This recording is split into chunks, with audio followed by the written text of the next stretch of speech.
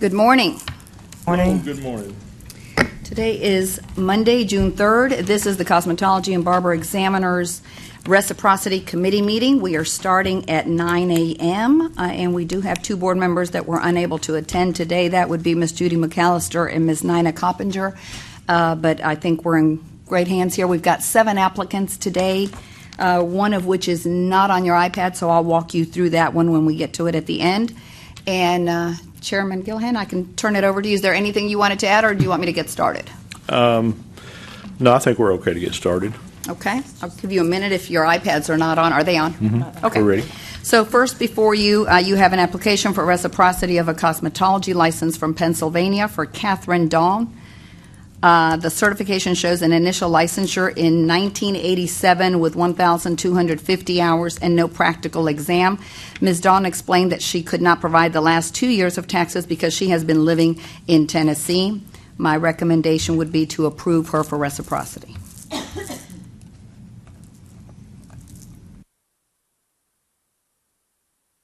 Make a motion to approve. Well, I would second that, and we'll call for a vote. So I'll vote aye.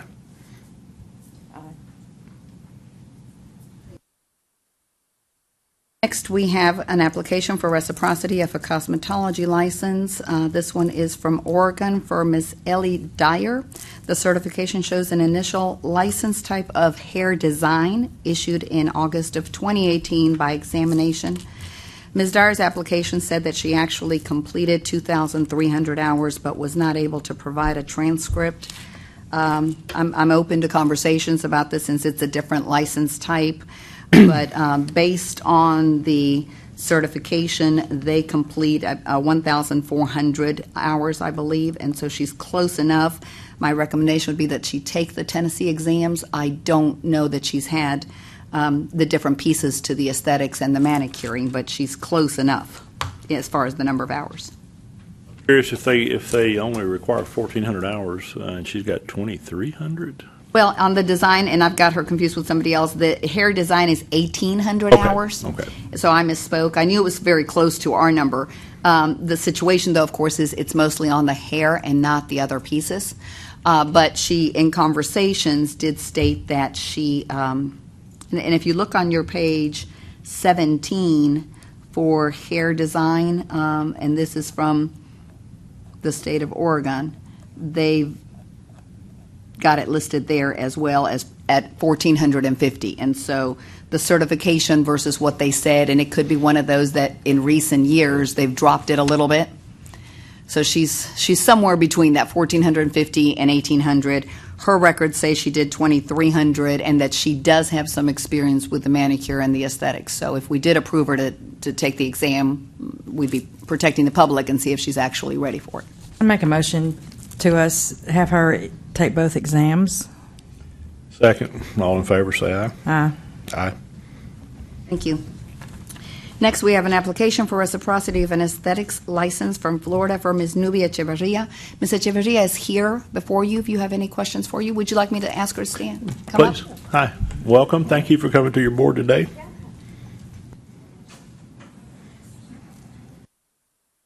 Okay. If they ask you any questions, that has to be read. Okay, gotcha. You have before you the initial license for Ms. Echeverria is from April of 2019 based on the certification from Florida, and it's as a specialist license with facial specialist with 260 hours and no exam. However, Ms. Echeverria has provided proof that she had a Florida license issued in 2004 through at least 2007. So she's been able to send us the images of those licenses, which are on your iPads. At some point after 2007, she did not renew, and what Florida does is they don't go back to your original date. And she's provided tax records for 2004 through 2007. If you'd like to ask her any questions, my recommendation would be that she needs to take the exams.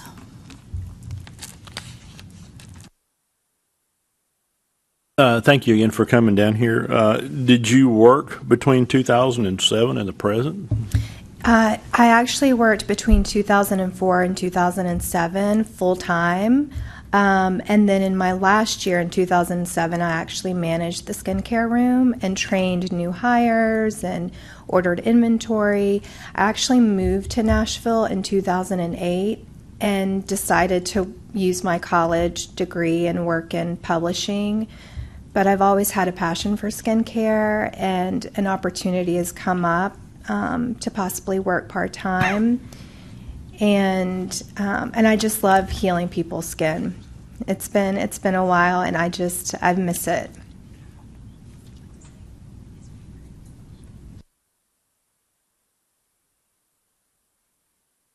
Between 2007 to now is a pretty long time to be out of the industry and away from it. Did you maintain your license as current and all the time? No, I didn't, because in 2007, the reason why I didn't renew is I experienced a personal tragedy and ended up, my dad passed away and ended up moving to Peru for a year. And when I came back, I moved to Nashville.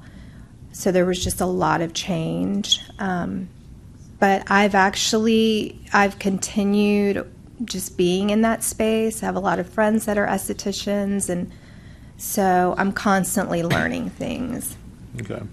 The skin industry has changed so much in the past 3 or 4 years. Roxana, remind me, how many hours are required for a Florida esthetician? requires 260, and Okay. she has almost the 5 years between 2004 and 2007 of work experience. They're just not the recent 5 years. So if she took, and of course Florida doesn't do the exams at all. So even if she had the last 5 years, she'd still need to take the exams. The question is, would we send her back to do 340 hours and then take the exams, or let her prove herself on the exams and let her take them? If she passes them, she can always refresh and go to school if she's struggling with the exam, but she's sort of been, like she says, in the industry, just not directly offering services.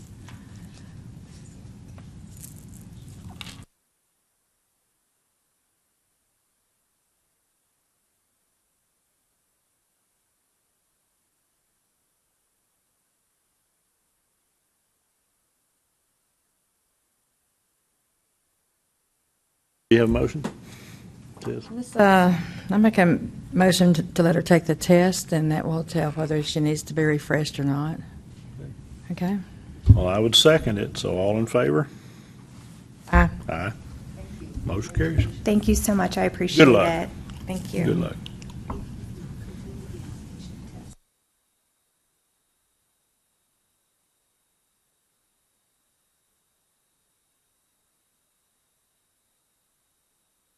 Thank you. Next, we have application for reciprocity of a cosmetology license from Pennsylvania. This application is for Ms. Alexandra Kagievas.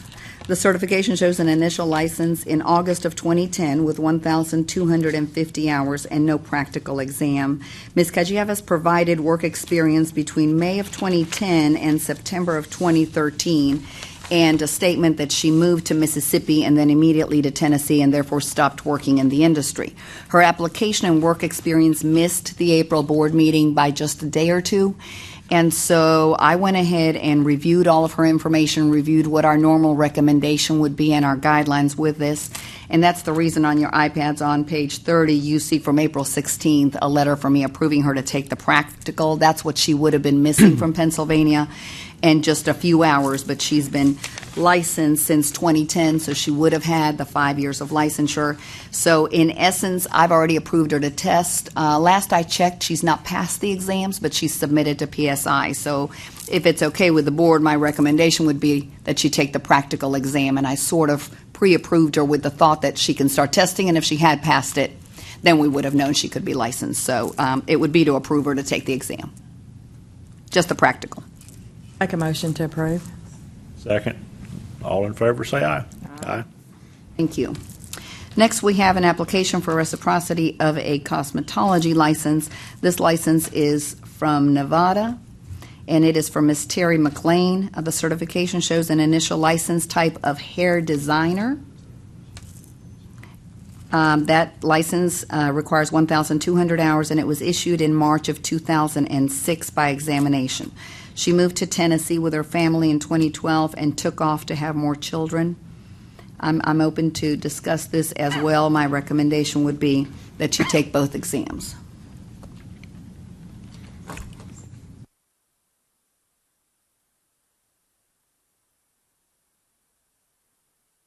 #44 shows her Nevada certification. It's a very different looking certification. And it says hair design, but I think in the bulletin that we receive, they call it hair styling. In any case, it is 1,200 hours for that particular license, and she's had it since '06.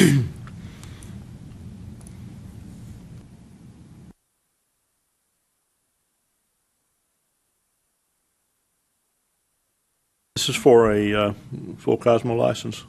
Yes, we've got nothing similar here that does, just the hair design. The previous individual that we approved to take the exams had a similar situation from Oregon. I think there's one more state besides Oregon and Nevada, and they're in that side of the country that have the hair styling or hair design license. I believe in almost all cases, definitely with Ms. Dyer, we've put them to take the exam with the notion that they've either have enough hours, which Ms. Dyer does. In this case, she doesn't, but she's had the license long enough and been in shops. Now, she doesn't have tax records for the last 5 years, but has the time frame of being licensed.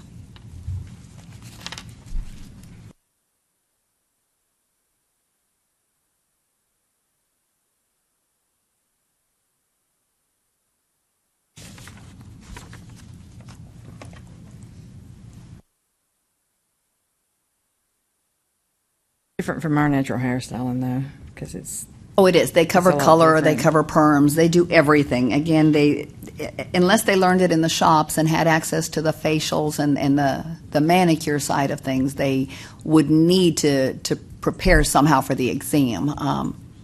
And in many cases, these individuals working in the shops for so long do have access to that and learn it. The question would be that I think we've discussed at some point is if we're sending them back to school, would a school be able to just designate those topics to cover and prepare them? So she has the time of licensure. She's just lower on hours, where Ms. Dyer that we put to take the exam just got licensed in 2018, but has 23 hours.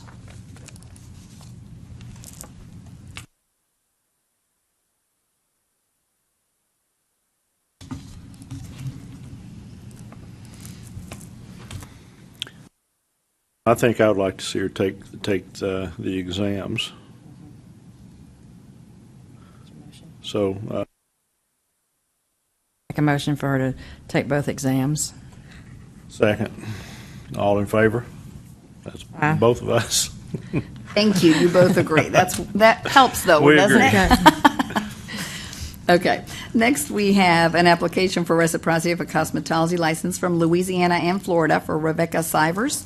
Ms. Sivers' certification shows an initial licensure in Florida in 2015, where she obtained 1,200 hours, but did not need the practical exam.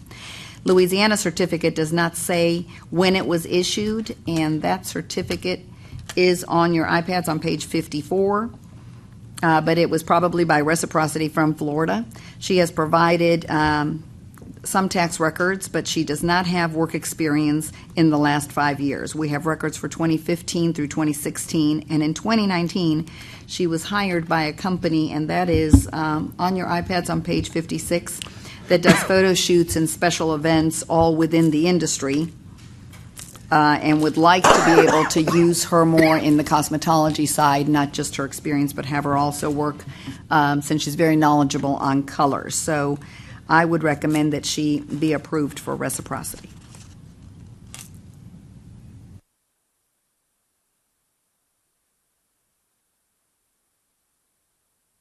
And she's missing from Florida the practical. If the committee prefers, she probably would need to take the practical, actually.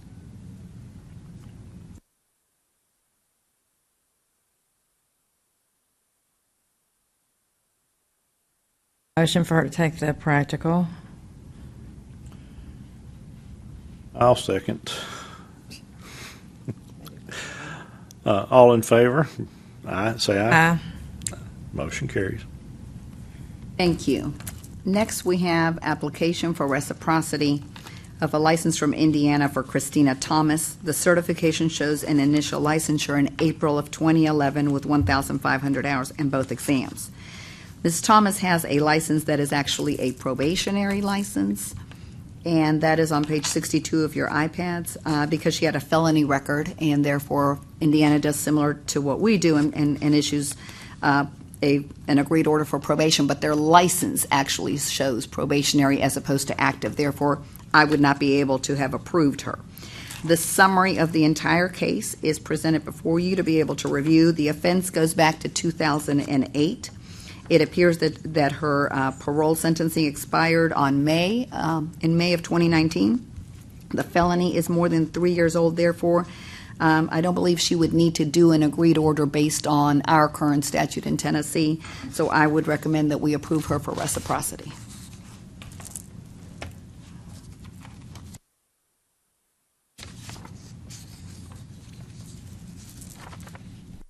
Make a motion to approve.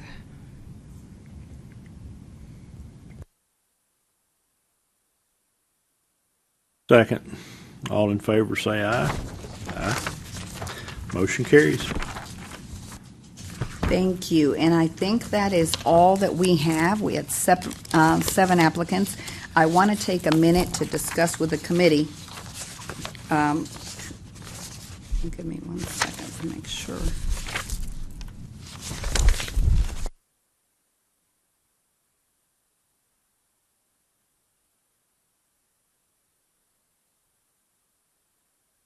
I have 3 applicants that Friday afternoon submitted things that I've added, so they're not on your iPads.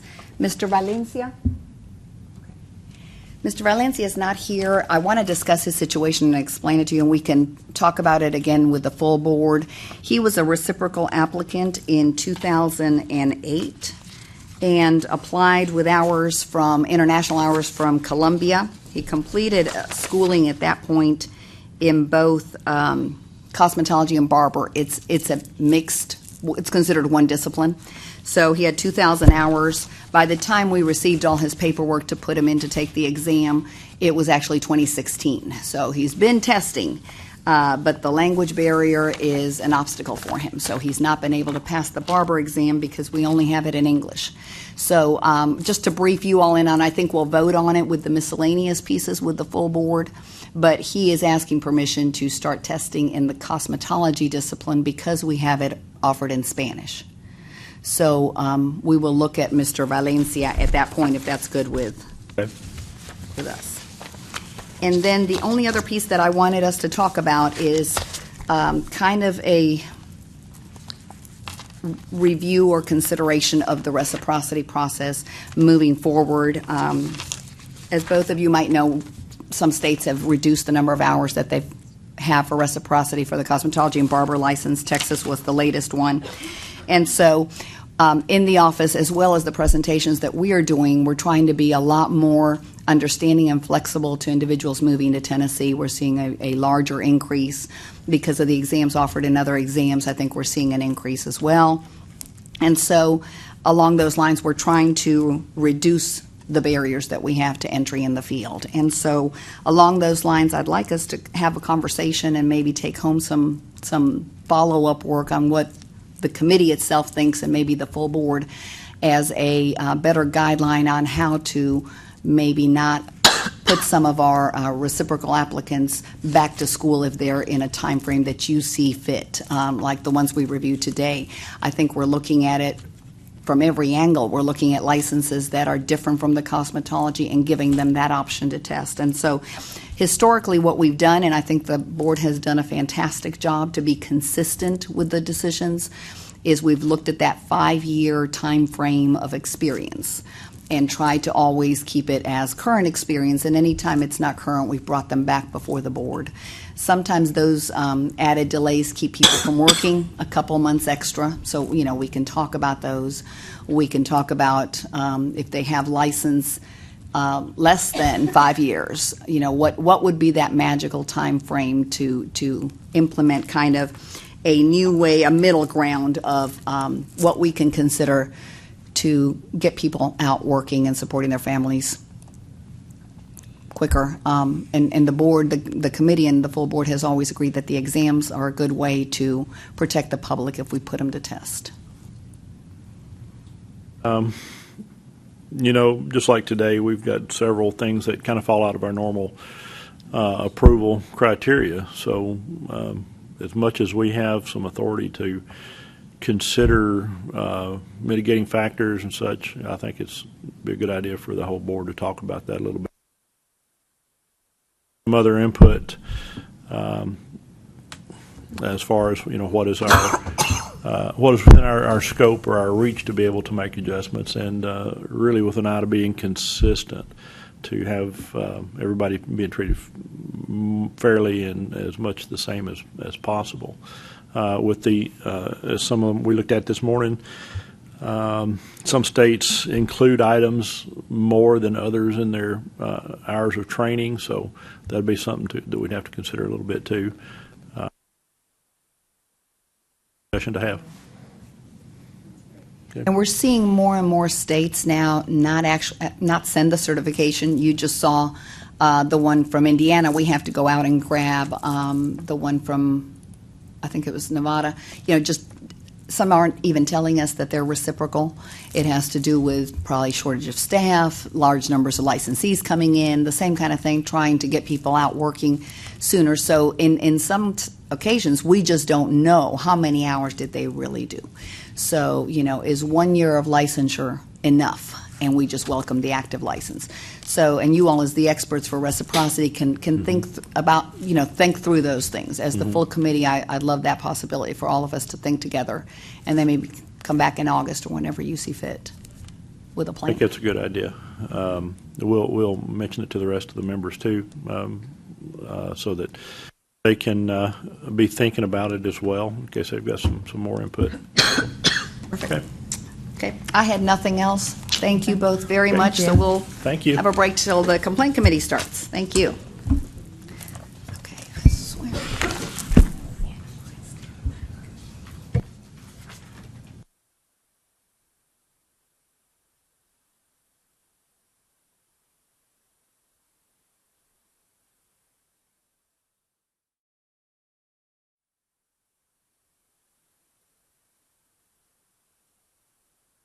Good morning. Hello. Morning. Today is Monday, June 3rd, and this is the Complaint Committee meeting. I will get us started here in just a second and turn it over to Ms. Pamela Spicer. I want to take this moment to introduce Ashley Van Klein to you all. Sherelle Hooper is no longer with the regulatory board. She stayed with Commerce and Insurance and had a promotion, so we're thrilled for her, but I know you all will miss her. It was wonderful to have her here. I've been blessed to have Ashley with two of my other programs, and she's also moving to bigger and better things, so that's why. So unfortunately, we'll only have her today, but she is amazing. So if we do have legal questions, she's it. She's jumped right in. And this so there's no harm of scaring her away. Right, she's already done that. So, and I'll introduce her to the full board as soon as we get started at 10 o'clock. So without anything else, I will turn it over to Ms. Spicer to answer any questions you have. Good morning, everyone. Hello. Morning. First, I want to call your attention to numbers 59 and 60. I will need Board Member Frank Gambuzo to recuse himself from any discussion on 59 or 60 and abstain from any vote on the full legal report, since we do not vote per item on the legal report. Other than that, I have a couple of things to point out. Probably in the redaction process, it looks like maybe some sentences got cut off.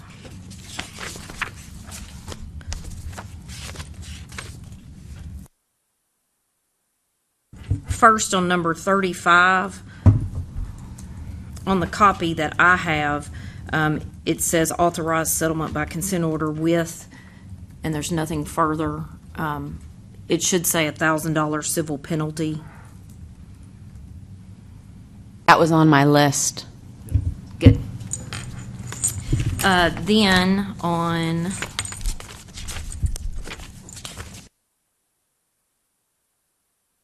number 56, just so the summary is clear, It may have gotten cut off. It should be pursuant to inspection, the shop license was found to be expired. The owner's license was found to be expired, so therefore no manager was present, which is representative of the $700 civil penalty. And that was for 2 expired licenses and no manager? Correct. Okay.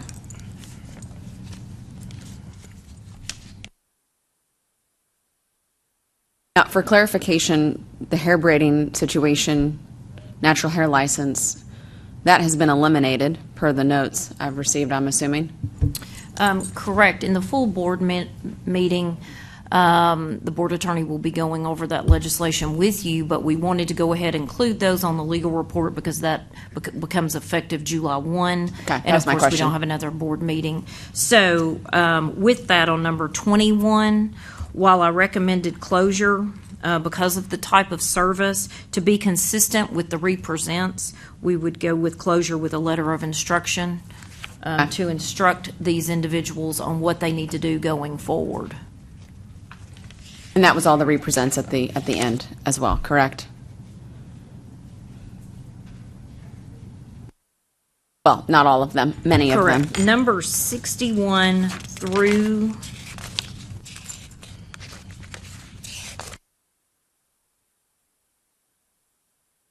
76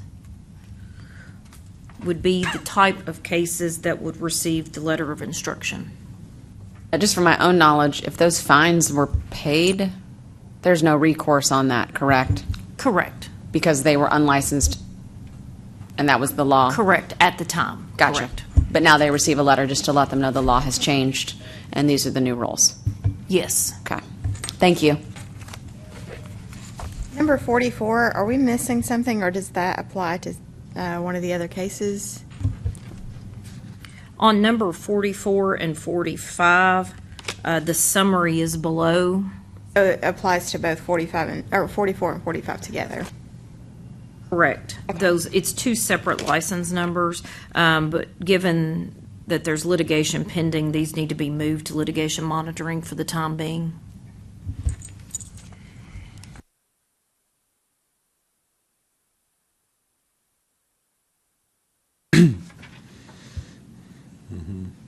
Are 7 and 16 related or duplicated?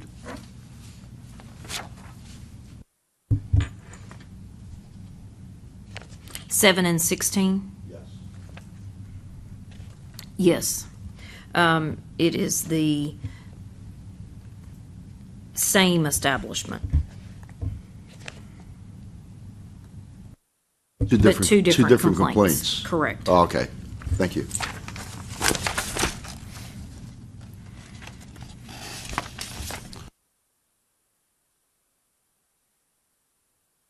Other questions? Not sure, hold on, Ron. Take your time.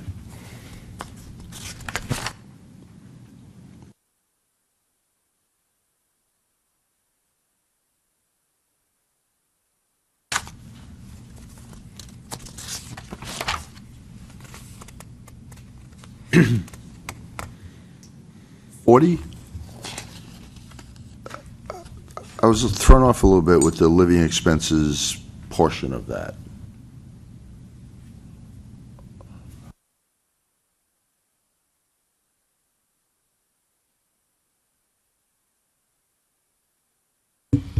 I can look into that further for the entire board meeting. This is pretty much the information that I was given, and of course, the school's now closed. I can see if there's any additional information in the file during the break. Were they living at the school, or is this just money borrowed towards a loan and was used for living expenses? My recollection would be money that was borrowed, not living there, but I would want to double check on that. I would double check, but my recollection would be this would not be a situation where they would live living at the school. Yeah, I wasn't overly, inquiring so much from a legal standpoint, but just inquisitive because I didn't know how Right. that might have related to the case.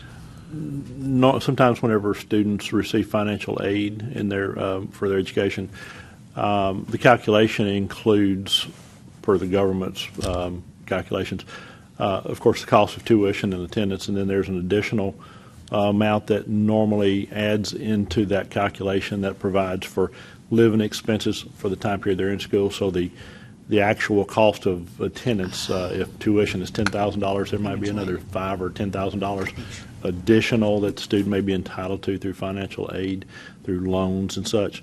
And those things come available to be refunded as a credit balance occasionally to the students.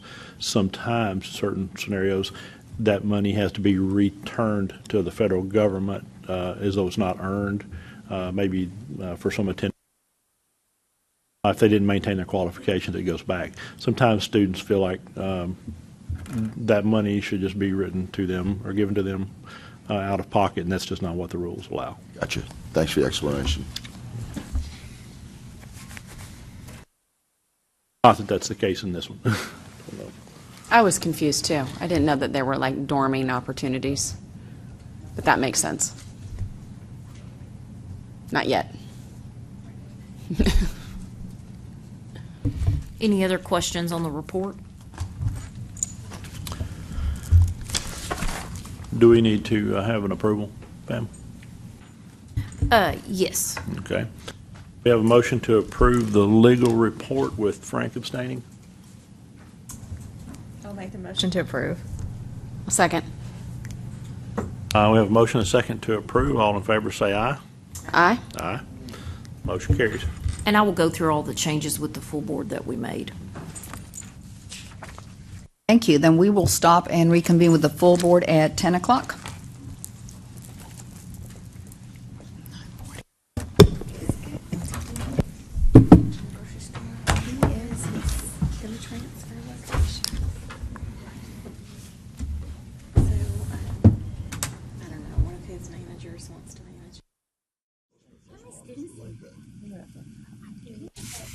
Thank you. Good morning. Yeah, I know what you mean. It swallows up your time. This meeting of the State Board of Cosmetology and Barber Examiners is now in order.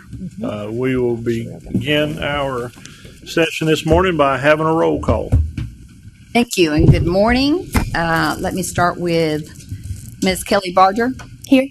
Thank you. Ms. Anita Charlton. Here. Mr. Frank Gambusa. Here. Mr. Ron Gillahan. Here. Ms. Patricia Parsons. Here. Ms. Janie Ross. Here. Ms. Becky Russell. Here. Ms. Mona Sappenfield. Here.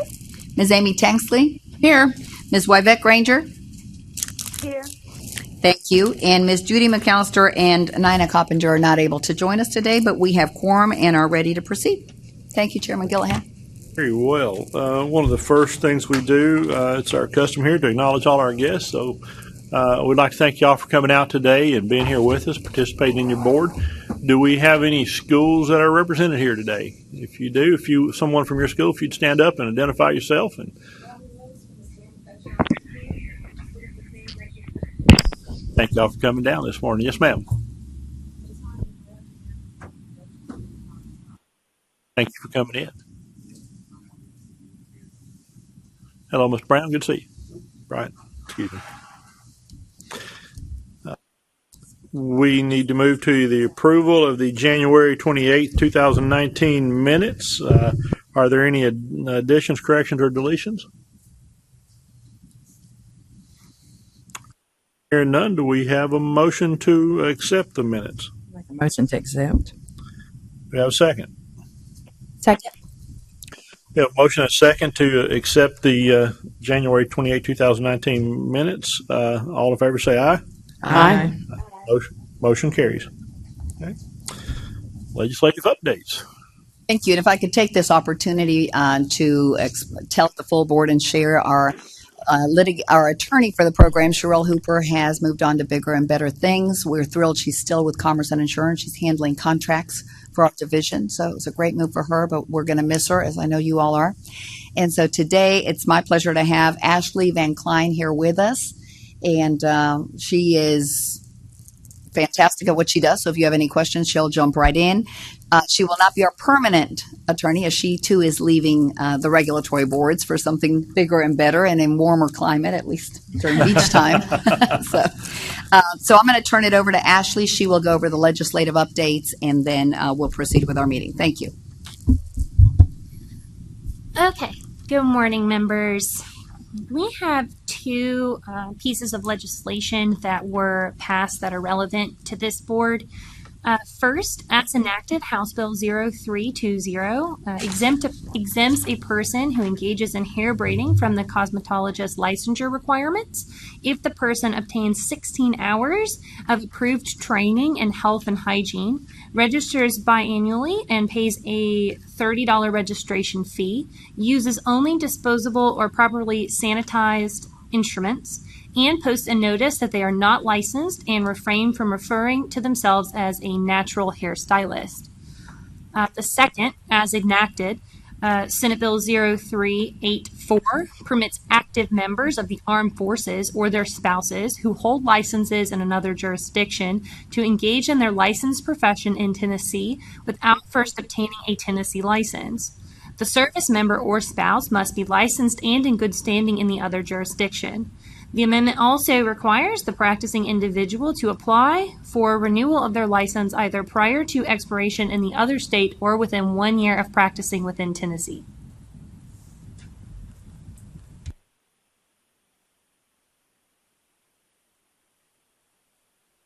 Questions? So are the schools offering a 16-hour course? Is that So the course itself is not something that you need to approve. It's on hygiene and sanitation. And was the segment of the natural hair school personnel or cosmetology? so a school that still wishes to teach the 300 hours for natural hairstyling may do so. The 16 hours that this signed public chapter, I think it's 195, includes is a one-time 16-hour on hygiene and sanitation, which the 300 hours and all of our curriculums cover. This would be a standalone 16 hours that they can obtain online. They can They're not obtain gonna at have a school. testing or anything. Not at all. Not at all. It's that simple. So we are planning on having something online as courses that have been, found out there that offer it. Some states, Florida does a very good job. So we're going to look at the courses that they have. And I don't believe any of the states necessarily vet them and approve them. So they list them, and we're going to go down that same path. We're going to list some things, but it's not going to be limited to that. So if you're interested in a course you found online that covers hygiene and sanitation, you would take it and present that certificate when you obtain your registration. This is Yvette Granger. I have a question about that. Who are they? Who are the individuals paying their fees to? And is this an annual thing that continues on, or is it a one-time fee? So the individuals are paying the registration fee to this board, just like any other. It's a registration fee. They're not going to get a license. They're going to register. The first license will be for 2 years, just like everybody else's, and they'll be renewing every 2 years per the chapter. Okay, and so as far as the hygiene and 16 hours, they can go anywhere to get those. So, for example, if I was to just create something myself and have people come and go through that class, 16 hours, however much I charge, and make something up on the computer, they bring that into the board. I'm just trying to get clarity on that. They would present that certificate of 16 hours on the curriculum that would cover hygiene and sanitation, and they would vouch that that's the course that they took and it was about that subject, and they present it only one time. It's not with renewals. It's the initial time. Okay. So the required 16 hours on the hygiene, it doesn't necessarily have to be verified or mandated or regulated by anybody, just as long as they vouch that they did take those hours in their course. That's correct. That is correct. We're not going to be vetting it. The approval process of the commissioner will be as long as the course is about that subject and we've had a chance to see that it's offered online or in person, that we're not going to go into a true review process because all of the other states that are doing it, as long as that topic is about that and their courses that are being offered and haven't had any problems, they are approving them to take them. Like I said, Florida seems to be the most thorough, so by July 1st, we're going to look at what they're doing and hopefully have a list of those that we found by researching. Mississippi, I don't think, has even that list, and they've got probably the higher numbers of people registered in a similar process. So again, those courses aren't really being vetted, as what I will call especially if they're offered online. They're just, that's the topic. It's about sanitation and hygiene. Okay. This legislation didn't really change natural hair stylists. That was not deregulated, and it is status quo, correct? If you are braiding, as this public chapter has, and you all have it via email, it's available to everyone. It was signed in April. If you are braiding or twisting or doing the things as it described, you don't have to have the natural hairstyling license. You would be able to register as a braider, but those licensees that have the natural hairstylist license might be renewing it and continuing to have it. So the answer is that it's a no to deregulation of natural Right. hair styling. That still stands as such, right?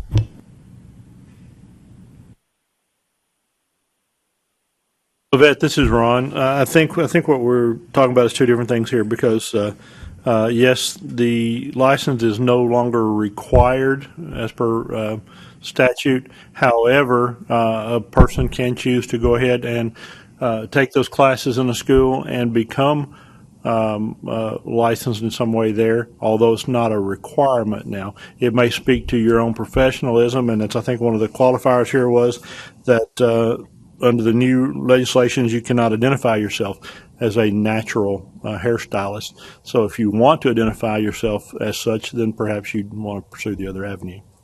Okay? So those are actually two different things as it stands. A hair braider and a natural hairstylist licensed. Those are two different things. Is that correct? I think you've got the public chapter. As I see the public chapter, if you are braiding and choose to not have a natural hairstyling license and register as a braider, you may do that. If you wish to call yourself a natural hairstylist and go to school and pass the exams, you may do that. Mm-hmm.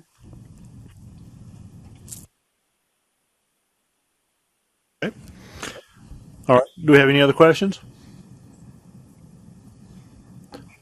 Thank you very much for your report. Okay.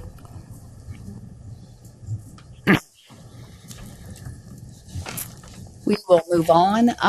On the military piece, probably by the next meeting, we will, as we see them, because I foresee this industry having them, these temporary permits, whatever we're going to call them, is going to be exactly as it says. As long as they've got an active license in another state, they'll be able to work based on that here. So, okay, we're on your iPads on our individuals appearing before the board, and the first thing you have is a new school. If you'll give me a minute, this is the new Pyramid Beauty School Incorporated, new barber and specialty manicure school. Mr. Bryant?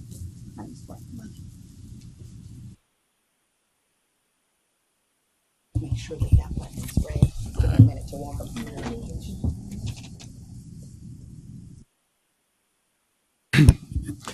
Hello, Mr. Bryant. Good to see you. Okay. Got before you Mr. Cleophas Bryan Jr. He is the owner of the school located in Memphis. I don't have the exact square footage of the school. We'll get that from him in a minute. You have on your iPads two separate applications. The school is requesting a barber school license, and then separately a specialty school license to offer manicuring. So it will be unique in that sense. The school has provided the business license, the curriculum, the 14 contracts that are needed for the barber side, the 15 manicure contracts, the floor plan, contingency plan applications, and all fees have been received. And so I'll give you a chance to review those. This application goes all the way to page 74. Mr. Bryant, what's the square footage?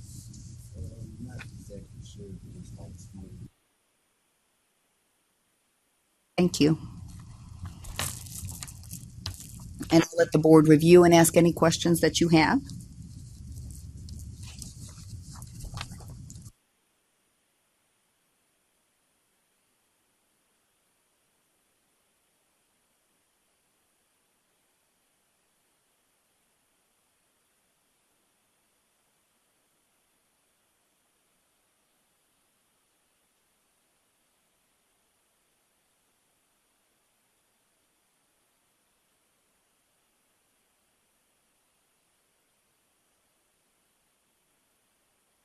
Roxanne, the barber instructor license, is that still 450 hours? Or is it less than that What now? page? This is on page Cor- 19. 19, thank you. There were some corrections that needed to have been made. I was not sure if I vetted all of them and found all of them. So no, the barber's hours are 300. However, that's per the statute, which is what we go by. The rules have not been cleaned up to drop that 450. So there's a piece that's incorrect. So Mr. Cleophas, on your enrollment agreement, you do have the barbering instructor requirement of 450. That'll need to be changed. But right now, are you planning on doing the instructor course as well? Right off because you have to get some students in so Right. you can. Yes, under the enrollment agreement, you have cosmetology instructor, manicurist only, and then instructor barbering. That would need to be corrected because you do have it at 450. Thanks, Mr. Gillan.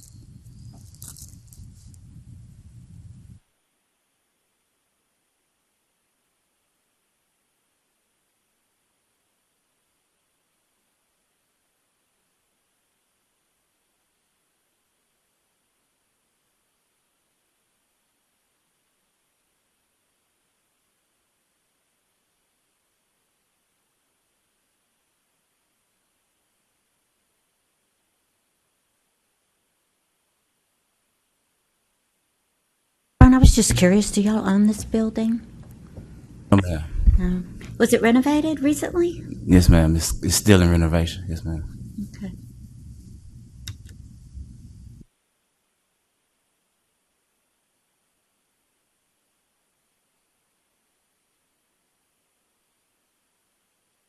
He's got everything in order to me. I'd make a motion to approve.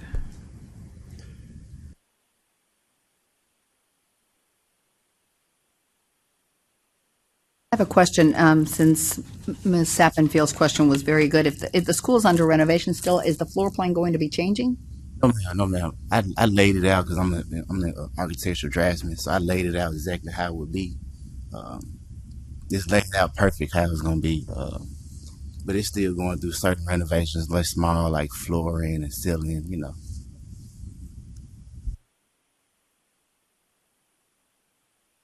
Who will be managing the school? I will be managing it.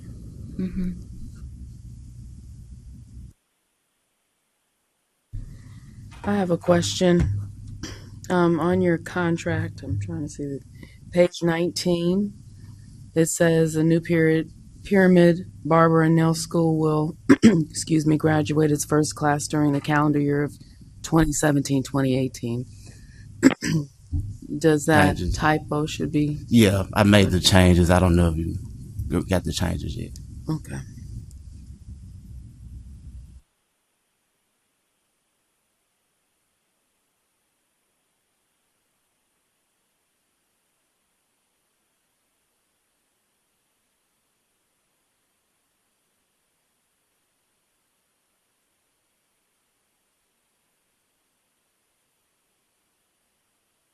Now, I saw, maybe I've just missed it, saw your application for your instructors.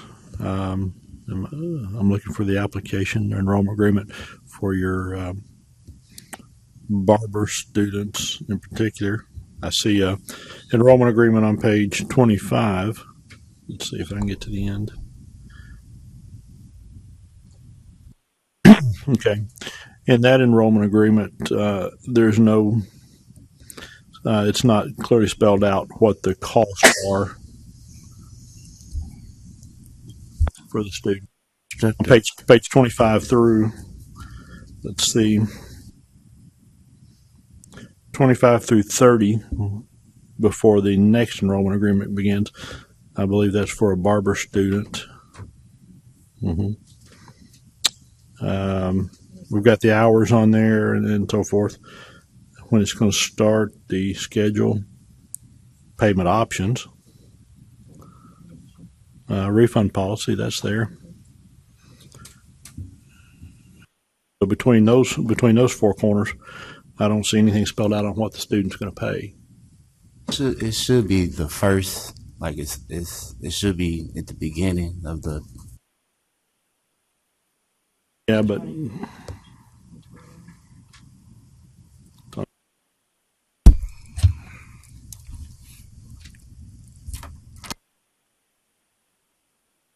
you're saying that those are part of the enrollment agreement documents as well? It doesn't appear to be. I have a separate because it has manicure and it has barber and barber instructor, so I have a separate layout for instructor.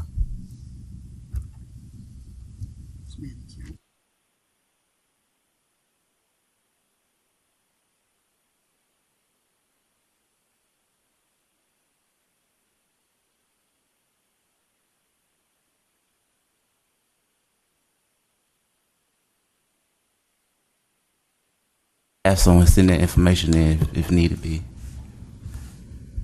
Roxana, have the previous complaints on the previous school that the license was revoked from been taken care of? Yes. Yes. Yep. Mm-hmm.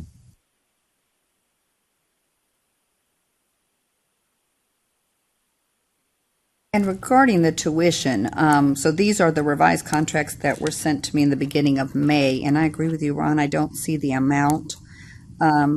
It could be that some of the 15 had it. I don't know that we have to know the tuition. I mean, I know that it definitely helps to see it. Well, the rule requires that is clearly stated on that student's actual On their enrollment contract. agreement on that contract. Where they sign. And the document in front of us, of course, that first page indicate on page 18 indicates for cosmetology instructor and manicurist and instructor barbering. It doesn't say anything about barbering, and I'm not aware that we're doing a cosmetology school on this, are we? No, it's strictly a barber school and a manicure school. What the application stated? Cosmetology. 14 on our iPad.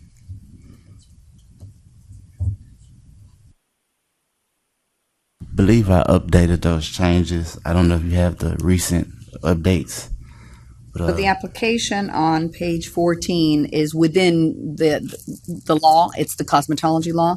But on page 15, type of school, they have it as a manicure school.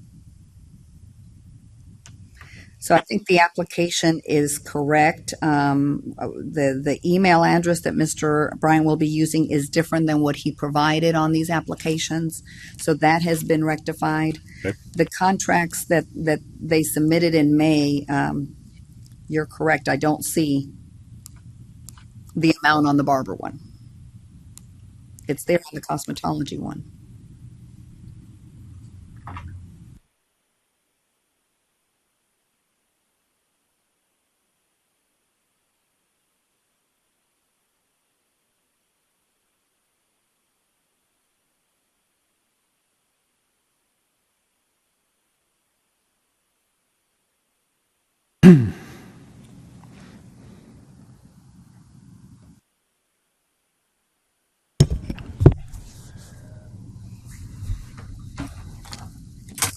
On page 21, it's not the signed contract. I don't know that we'll be able to fix this, but on 21, the amounts are listed for the barbering tuition. Okay.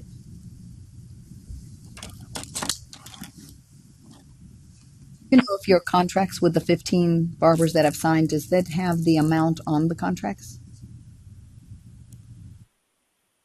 I pulled one from the 15, which is what they're looking at, and it doesn't have it. I have to send it in twice, so you might have the first one. I don't know if you have the second.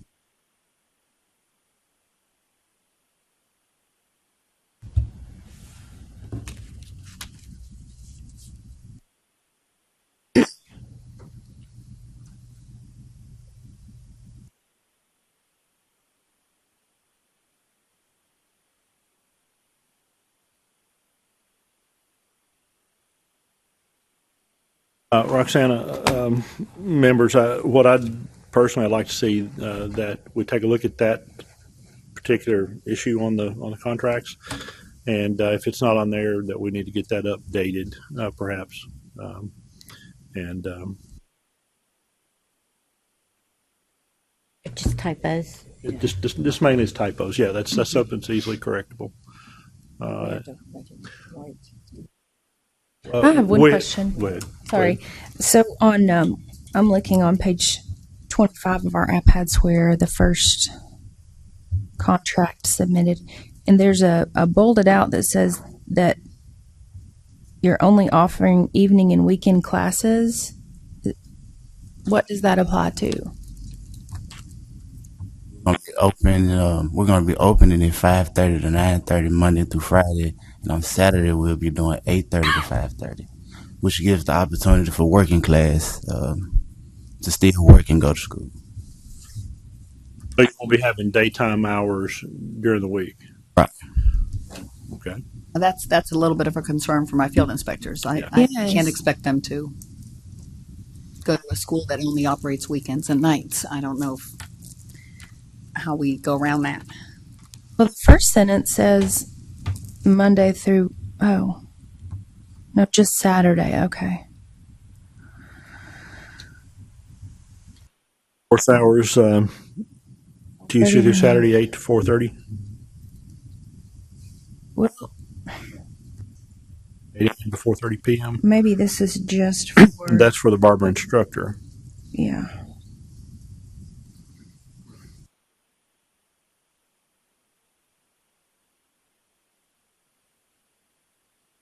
Is the school open different hours for different disciplines? Disciplines like Versus manicure. it was both the same. Just currently right now only to fill out the market for it. That's just currently right now to fill out the market. I will make changes as I know the market. What do you mean by marking? I'm sorry. Marketing like if it fails or if I don't get enough students to continue the course, then I would change up. Right now, it's just an idea for just the working class. Your instructors will have day jobs and they'll teach at 9. Right. It's probably more of staff. You have to be open for the inspectors to come to inspect during the day. That's when they take. Yeah, I can make any arrangements. You don't never know when they're coming. They just pop in. Yeah. That's what I'm saying. On page 19, though, it says Tuesday through Saturday, 8 a.m. to 4:30. Is that not going to be the schedule? Yeah, Saturday, yes. No, this says Tuesday through Saturday. No, that's a different one. I don't see anything in there that says 4:30 to 9. Where's that in your paperwork? 5:30 to Or 5:30. I'm sorry, I apologize. 5:30 to.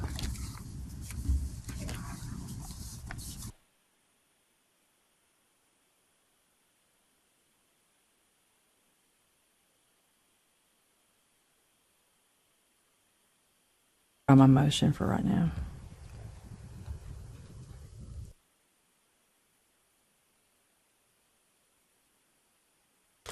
Yeah, in their enrollment agreements, I see it does say 5:30 to 9:30 p.m. and Saturday 8:30 to 5:30 p.m. Unless this begins the enrollment agreement, the part that has the fees. And that's what includes on page 19 of our iPads, Tuesday through Saturday, 8 a.m. to 4:30 p.m.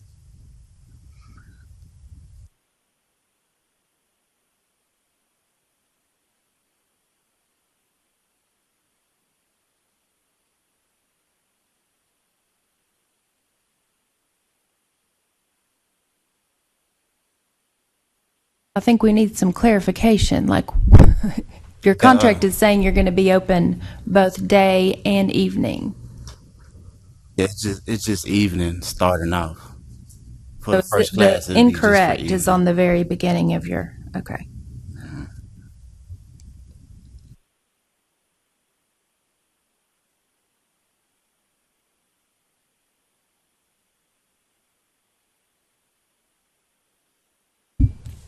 I mean, I just don't know how the inspectors could go in and inspect. Do we have any other schools that are only open in the evenings? No. I didn't Now, think we have so. a school that has a building location and does also online, but because there is a location, we're able to go and inspect.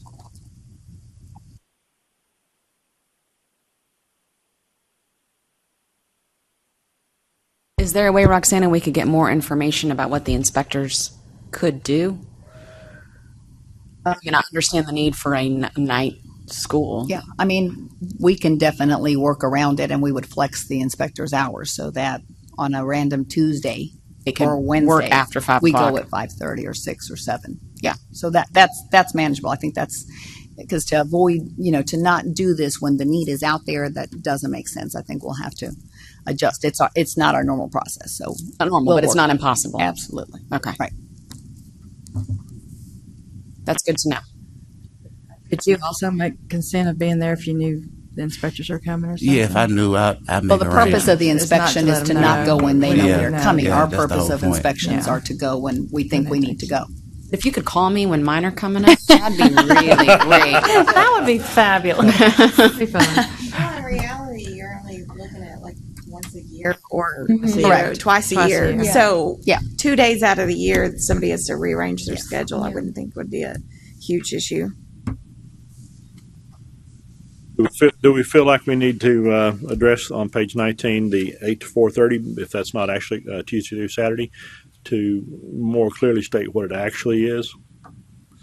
Or I think the board has some options. I mean, obviously, we can pinpoint the corrections. The corrections that I asked for had to do with, well, first I needed all the contracts, the 15 and so forth. What I did not catch is that the tuition was not on the Barber contracts. Now, those are tentative because, as he says, the school is still remodeling, and so we can make sure that the final contract for the barbers are presented with the amount on it. It appears that the manicuring one does have the amount, and so do the instructors. The errors I think that we're seeing are on what I would consider maybe their marketing material.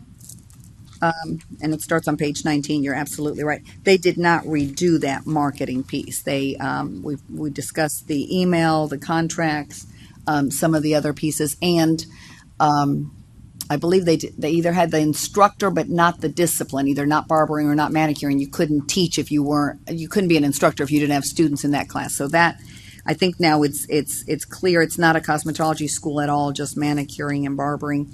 So the board can request that all this be corrected and they come back in August. They can request that the attorney and I review the key pieces that are missing. That would be at your discretion. And I do believe that an inspection by a field inspector and board member would be needed once they're ready to open. Do you have any idea when you'll be ready to open?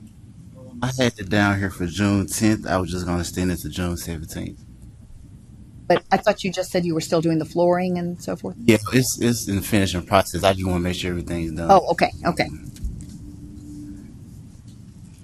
would we want to make a motion to approve this with the review by the attorneys and Roxana so they could go ahead?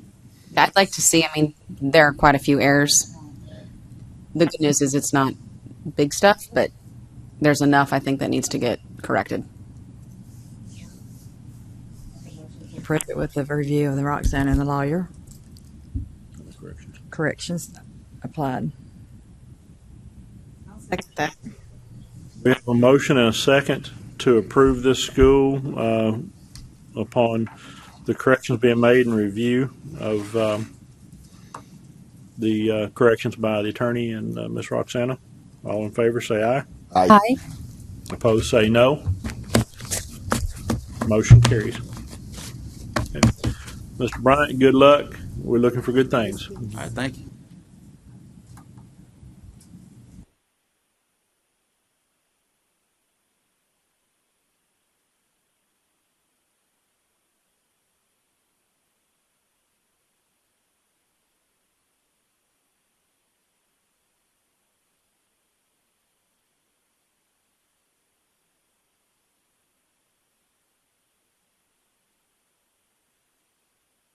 Okay, thank you. Next, we have a new cosmetology school. This school is Goshen's Cosmetology School. Ms. LaTanya Bradley, if you'll give me a minute, Ms. Bradley.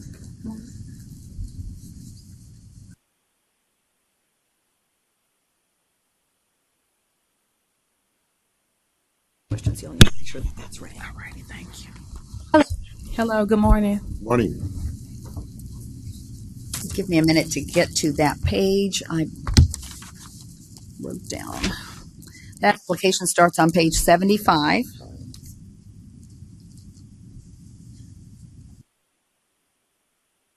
This school is located in the Memphis area. Do you know the square footage, the total? Like 8,000 and Oh something. my gosh. Oh. So we're all moving in. It's a lot. It's big space. Yes. And this school was previously licensed, and so they are taking over, I believe, the space that was there before for Tennessee. Yes, but we have no affiliation Right. with the old Oh, school. yeah, absolutely. So this was before a previous location for a school, and they've been able to make all their changes. They've supplied the business license, the curriculum, blank contract, floor space plan, the contingency plan, application, and fee, and you're starting on page 75. I will let you review everything and ask Ms. Bradley any questions you have. Thank you for being down here today, and good luck. Is it Goshen School or? It's Goshen School of Cosmetology. Actually, this like an additional location. I'm a school owner, and I've had a school now for 6 years. We are currently accredited with the U.S. Department of the U.S. Department of Education, and we are accredited with NACA. So I'm really familiar with being a school owner. You're a school owner. Can you tell us where? The other school is located in Cleveland, Mississippi. Okay, thank you.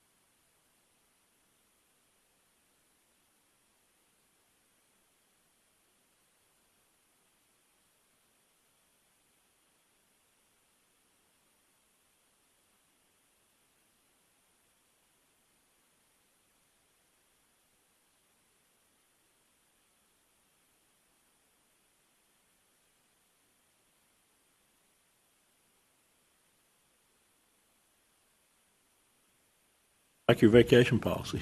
I'd like to have that.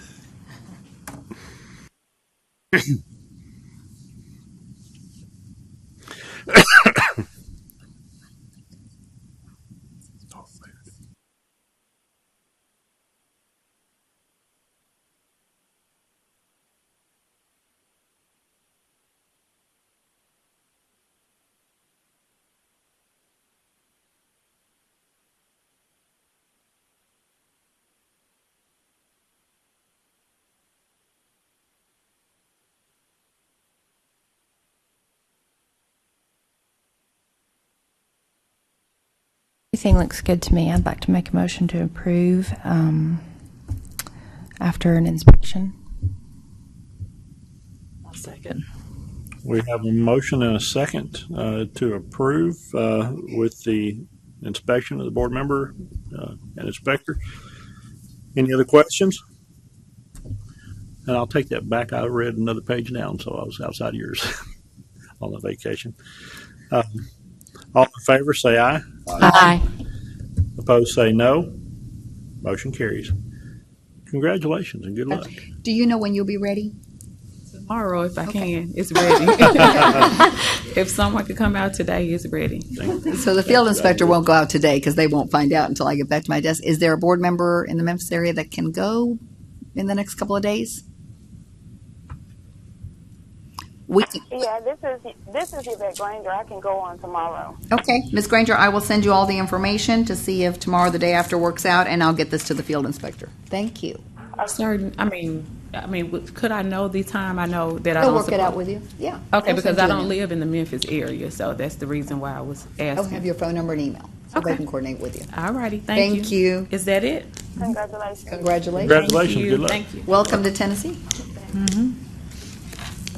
Okay, you are on page 95, and this is one more new school. Give me just a minute to get to the right place. This is West Tennessee College of Cosmetology. Ms. Darlene Kitchen. Ms. Kitchen. Very nice to meet you.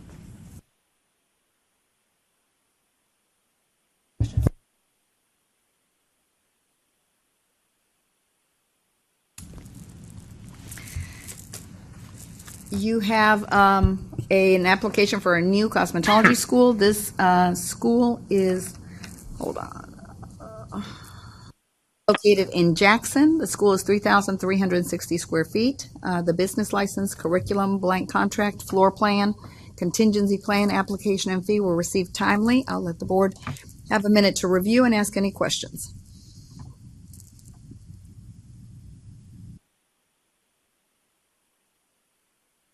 Yours is the vacation policy. Looking for a job, Rob? Looking for a vacation.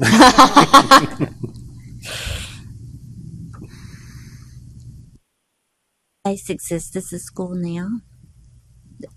Does the same building exist, or is it a brand new build out and everything? Oh, it's going to be a leased building. It used to be a cosmetology school about 4 years ago. Yeah. I've inspected over there before. Yeah. Yes, ma'am. They're leasing those out. Yeah, I know where it is.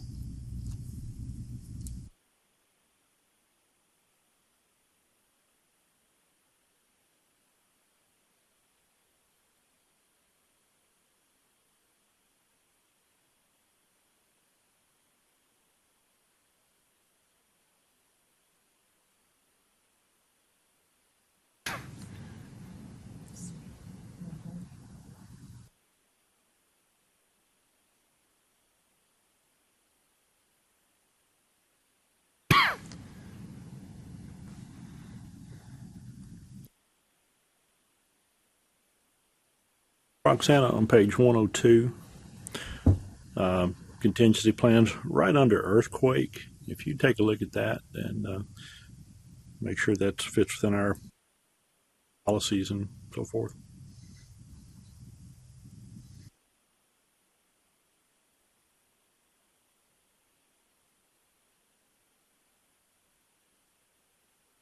I don't know that most of our schools fit something like earthquake into their contingency plan, so that's a really good question, and I don't know that that's the best thing to do. Underneath the earthquake, yeah. Right. So, and I mean, we can check. We can ask that they follow up and look at that. That's yeah. I've never seen that before. That's prohibition, so.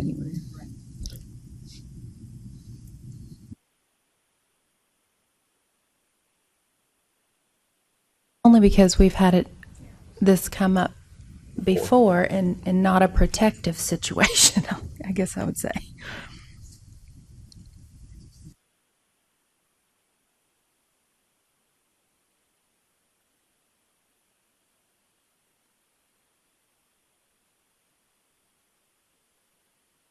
Are you doing cosmetology only, or is it manicure and facial, separate programs, aesthetics? Just going to be cosmetology only.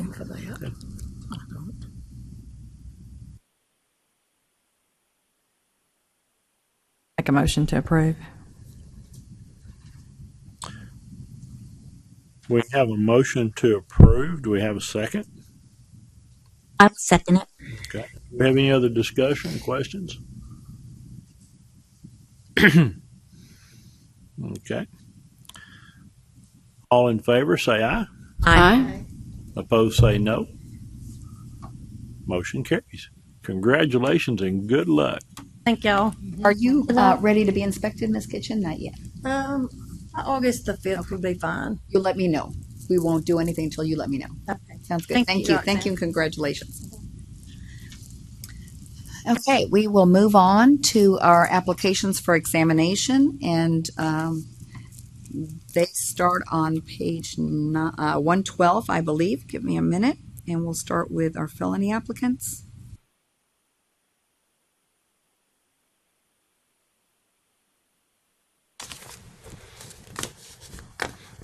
Starting on page 112, we have applications for examination for Roderick Brown, Jacqueline Cohen, Cedric Rooms, Jeffrey Grimson, Amanda Hutchison, Lindsay Lowe, Stephen Stewart, Dominique Shields, and Danielle Wilkinson. The applicants have felonies within the last 3 years and/or are currently incarcerated. The request is that they take the Tennessee examination. Therefore, all the proper documents are submitted for the board's review. The required information disclosure from the student letter recommendation is before you. The board normally approves these with an agreed order that is signed by the individual for a 2-year probationary period unless you determine that you want to extend it. I'll let the board take a look at all these applicants.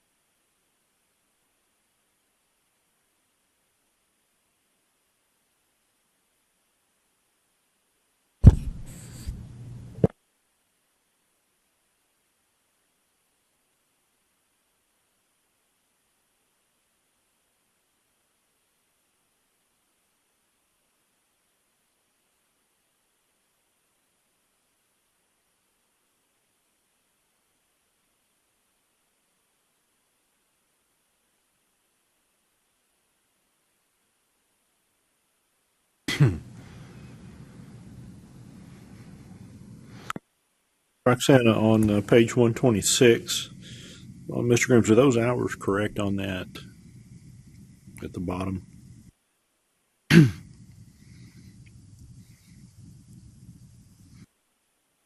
know which one you're asking about, but I need to see it. Ms. Grooms, Mr. I think it's Mr. Cedric Grooms. The hours were added incorrectly by the Okay. school. We've got old hours that carried over in our system, and then they added them back in. So, yeah, they will be right at the 1,500 hours and only 1,500 when they're submitted to tests.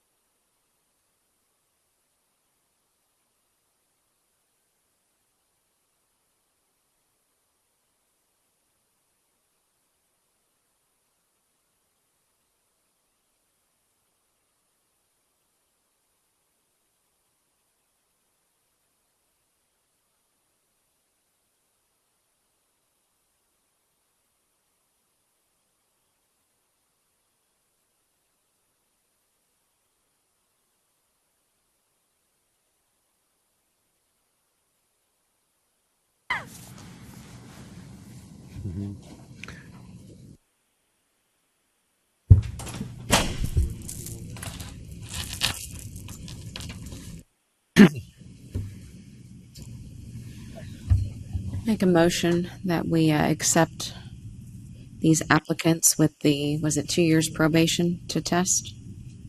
Agreed order. We have a motion and a second by Ms. Richmond to approve these applicants with the 2-year agreed order. All in favor say aye. Aye. Opposed say no. Motion carries. Thank you. Next on page 154 is our next applicant. This is a request to release student hours for the correct discipline. Before you is an affidavit signed by Ms. Tanyetta Gardner. The office files reflect that she completed 611.5 hours, and I have that on page 158. If you notice from the hours report and her name being toward the top, the school that is no longer open, Tennessee Academy of Cosmetology, in 2014 submitted her hours. That school is closed, but they had her listed as a cosmetologist, and so it wouldn't be something that I could rectify. They had her that way from the beginning, and so Ms. Granger Gardner insists that she signed a manicuring contract only, and she's provided that on page 157 with an estimated date of when I believe they simply put the wrong code and then each month just continued putting in the wrong code. So if the board approves her, she would have more than the needed 600 hours. We'd be able to submit her to test. And it's very likely that in 2014 the school added her to take the exam, but within 3 years, if you don't pass, it's dropped. So she's asking for permission to take the manicuring exam. Make a motion that we approve her to take the manicuring exam. I'll second it. We have a motion and a second by Mona to approve the manicure exam. Any other discussion? All in favor say aye. Aye. Opposed say no. Motion carries. Next, and starting on page 161 of your iPads, we have an application to take the aesthetics exam, and this is from Ms. Acosta. Ms. Acosta? Could we take a small break? I want to introduce the new assistant commissioner, my boss, to everyone.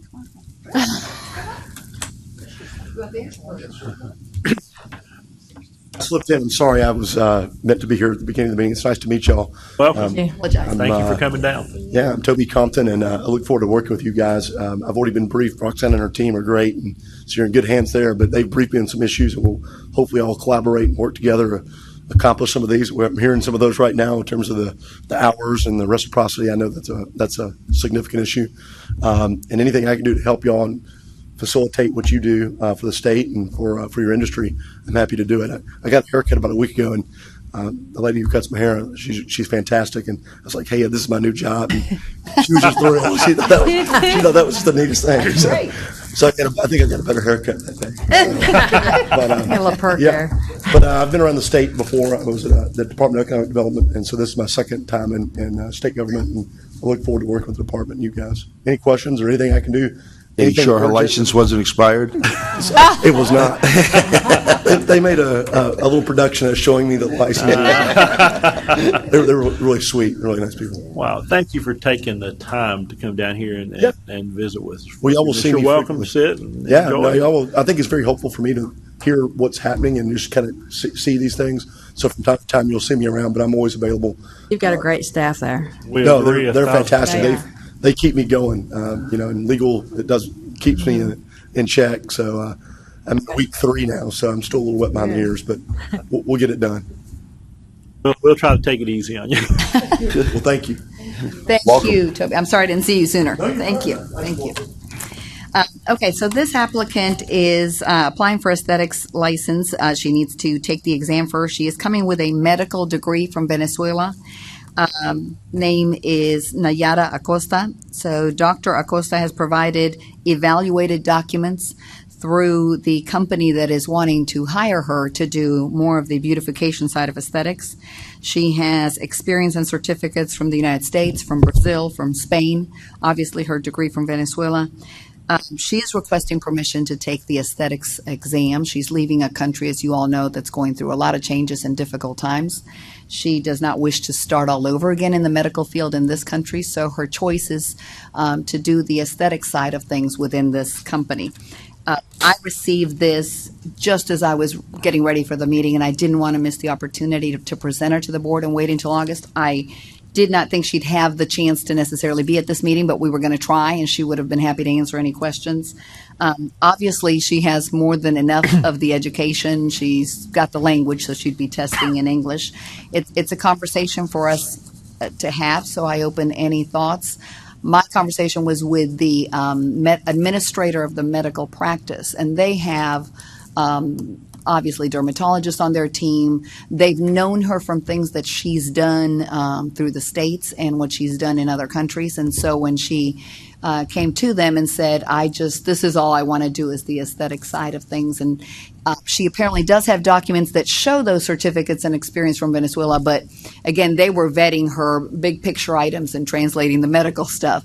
And so I don't have those specifics to aesthetics, but obviously as an MD, I don't know that we'd have concerns. So I leave that at your discretion for us to discuss.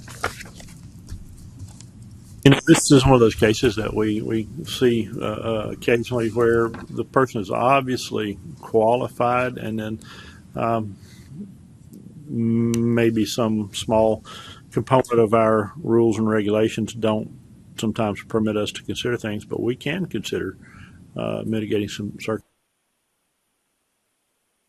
They substantially meet our minimum requirements, and I don't know that we'll ever see a more qualified case than this. Perhaps going forward, we can consider some, as we discussed a little bit in the reciprocity this morning, some things that might allow us to maybe customize or tailor their reciprocity requirements a little bit better to help assist people to get into the workforce. Whether it's a discussion that be had on things like how many years of experience or what particular type qualifiers we might see as a board that create substantial knowledge and skill and education from where it is today to where it could be if it would make it better. I'll just throw that out there as a general comment in order to reason through. Like you, I think she's well qualified for anything she does over here. Right, to your point, I think we're always in a situation that we have case by case, and that's why we have the board to be able to, maybe move forward with that as opposed to a slam dunk. I think if we loosen it up too much, it's liable to be just dilute down the process. Right. So, if it was just one person making a decision based on ruling, I'd agree. Yeah. But, I think when we see something as qualified as this, it pretty much tells us what to do, and we have the ability to do that. Yeah.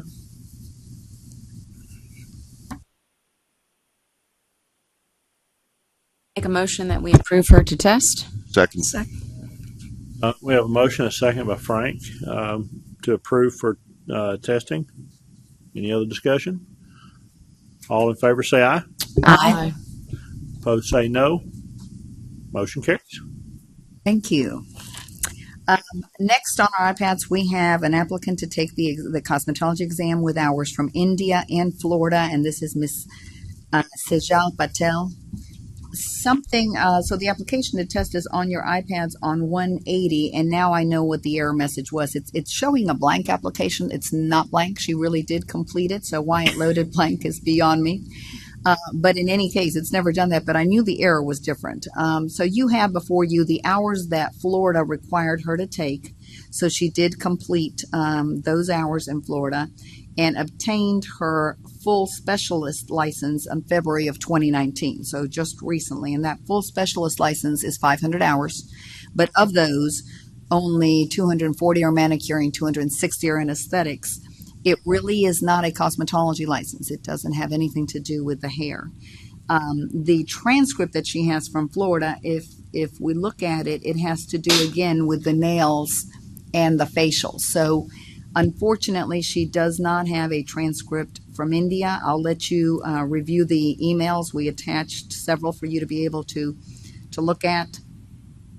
The transcript that she did provide, which is on page 186, again has to do with high school. It isn't regarding the profession. She does seem to have experience in her country, so we've attached those. But I don't know that we have any hours in cosmetology. So I'm open for conversations as well on this. We can obviously go with the full specialist, which is the either manicuring or aesthetics, but it is less than 6 months old and no exam. It looks like her experience in India is at least 6 years, correct? Correct. Yes. Yes. It goes back to 1995 through 2011, so that's when she was back home, and she very likely was able to do just about everything in the industry. In many cases, we've actually seen portfolios and pictures of those, but in this particular case, because she does have a license in the state, she was able to apply for reciprocity. It is just not a comparable to a cosmetology license. So instead of reciprocity, can we approve her to test? we definitely can. The situation we'd have there is the hours from Florida based on this transcript are 600 hours, I believe. No, Yeah. 600. 600 hours. So she did more than the 500 for the full specialist. But on this transcript, I don't see any hair-related hours either. So, Ms. Tanksley, back to your point, yes, we could accept her experience from India because she doesn't have the transcript, and let her take the cosmetology exam if that's what the board desires. That's the license she's wanting. I don't know why Florida had her stick to the full specialist versus the cosmetology. But that would have been the decision they made. I would feel probably more like giving her a specialty license with just the 600 hours. We don't have a specialty license. Doing manicuring or manicuring yeah, or one or the other. But she does have what she's giving as all this education and experience in India, which, I mean, how that's different from Venezuela.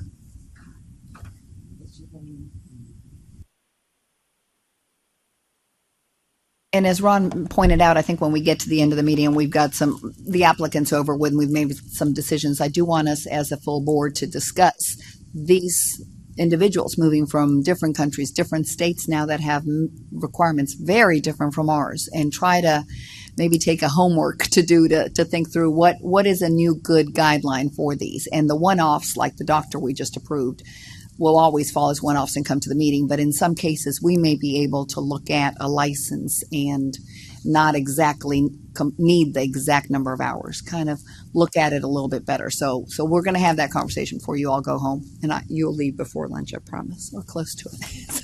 But I think it's well worth having. We're seeing more and more of this. Have you had any work experience since 2012? So I'm not sure when she moved to the States. Let's look here on the correspondence.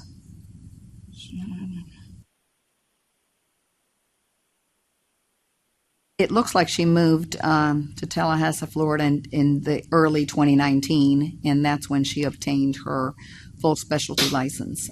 She studied for probably a couple of months until she got that. So she would only have the work experience from February 6th and now she's here in Tennessee.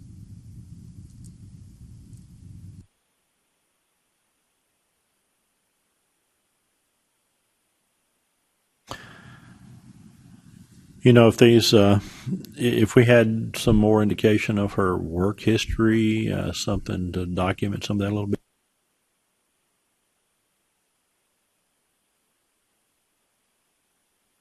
We can always ask for more. If the board is considering approving her to test, especially as a cosmetologist, I think what she says on the email of page 183 is that she has no working experience in the United States as a cosmetologist. So we can ask for it if the board is then leaning toward that cosmetology exam in India, because she's already telling us that that's what she's done in India. And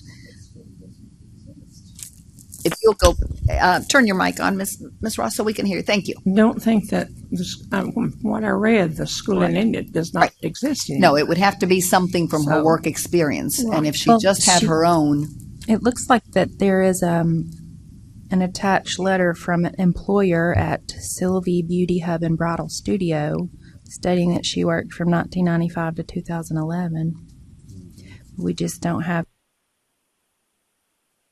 tell them what she did there. Right. It doesn't say she did hair or anything. It's just an employee. Well, and she was promoted to manager. So, and again, like a letter we would get from the states, we don't really vet them to the fullest unless we have a reason for concern. We'd have less of an opportunity to dive into this, but.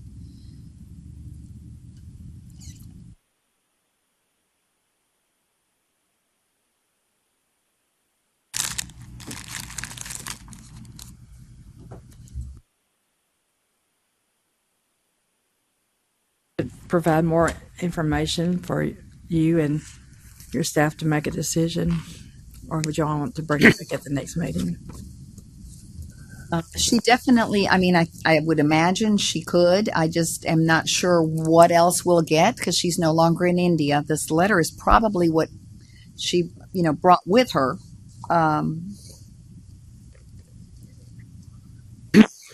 So from January to August of 1996 is when she attended school and obtained her diploma. That's all she has. So if it's not a transcript that tells us what she studied in India, but obviously during that time frame, she could have studied hair and gotten quite a lot of it done. So all we really know, she's done the facial and the nails. I think she needs to go to school. Just my familiarity with the schools in India.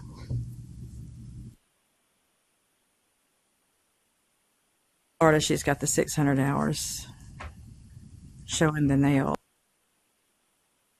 It's both. It's in the facials and the nails. She has enough hours to test correct for nails or aesthetics. Not quite aesthetics, but close enough. She's done aesthetics is 800. 750 is aesthetics. I don't know, but I would suggest she really doesn't know everything about the hair. Cosmetology, yeah. I'm in agreement with you on that part. So could we approve her to test for her manicuring license today? And if she still wants to test for cosmetology, she would need to send more information? I think that's a definite. If she would fall within the reciprocity guidelines, because the license that she has from Florida as a full specialist, we could consider one or the other. So, and it's active, and she'd need to test. So if manicuring is what the board's comfortable with, we can go with that. If she needs to do or really wants the cosmetology, I can have the conversation. She can obviously watch everything we've discussed. I mean, she might be short as much as 900 hours if we looked at it from that perspective. But again, back to what several of you have pointed out, it looks like between 1995 and 2011, she worked in her country as a cosmetologist. That would be work experience. That would substitute the hours.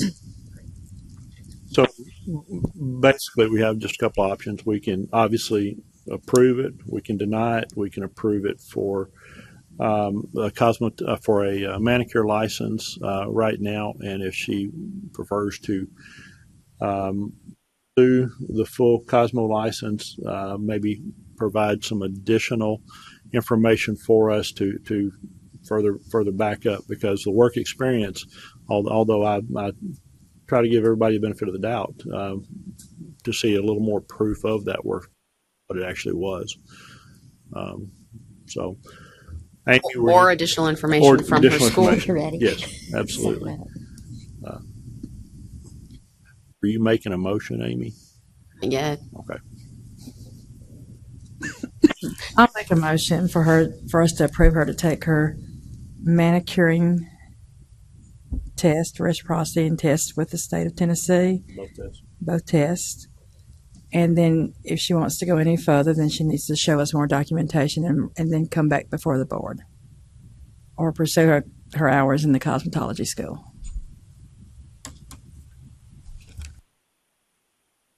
We have a motion to approve for the manicuring, or she may represent with appear before the board, or her paperwork, I guess, for consideration for the full cosmetology with some further evidence Of work experience. of work experience.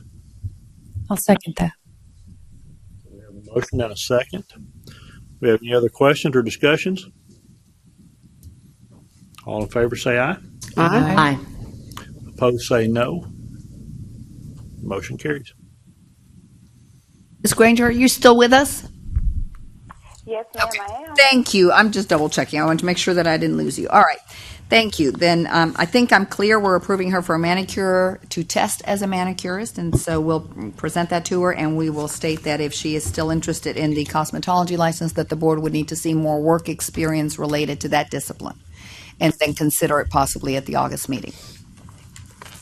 Wonderful. Okay. We are, I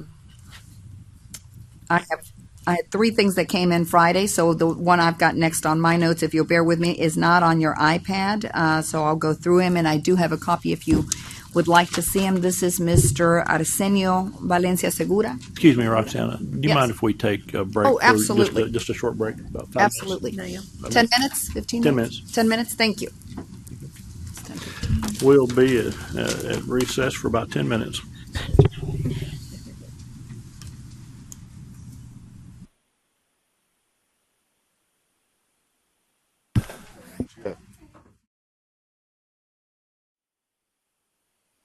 Thank you. Back on the record. We are back on the record. We have our last individual under the applications to test, and as I was saying before we went on break, I don't have this information on your iPads. However, Mr. Arsenio Valencia Segura is here to answer any questions, so if you give me a minute.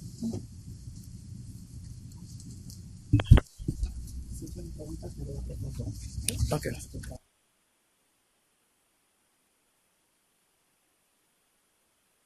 So this application literally came through a voice message trying to assist him as late Friday, which is why you don't have it before you. I do have copies if you'd like to see it. This is a request to take the cosmetology exam with hours from Colombia in the barbering discipline. So Mr. Arsenio Valencia Segura applied in 2008 with the board. At that time, I believe the board didn't have all the necessary documents that they view required because we were a lot less flexible then. So by the time we obtained his transcripts and information, it was obvious he'd completed 2,000 hours in Colombia, and there we approved him to take the exam for barbering in 2016. So he's been testing in barbering and has not been able to pass due to the barber exam not being offered in Spanish. It's only offered in English. So because of the language barrier, he is requesting that the board consider and allow him to test in Spanish in the cosmetology exam. In Colombia, the 2,000 hours are higher than ours, but they're also for both types. The barbering and cosmetology is not split like we have it here. So I asked him to appear before the board to answer any questions you may have and see if he can move to take the exams in Spanish and cosmetology. The barber exam is not offered in Spanish, but the cosmetology exam is. Correct. The cosmetology, the manicuring, and the aesthetics are offered in Spanish and in Vietnamese. Bless you. And it's based on volume and demand is what we had to decide at one point. By the time that we look at that policy, though, Yes, yes. because it ain't going away. No, and the Spanish is definitely a need. It was easy for me to justify the Vietnamese and Spanish in those three disciplines because our numbers are so high. And the expense, because that creation of the exam in the other language is an expense to the board. But now that we at least have a little bit of a cushion, as we'll see in a minute, it's something we can definitely consider. I'd like to make a motion to have him test for cosmetology in Spanish. I second that. We have a motion and a second to approve for testing in cosmetology in Spanish. Is there any other discussion? I have a question. So, have you lived in the United States this whole time since 2008?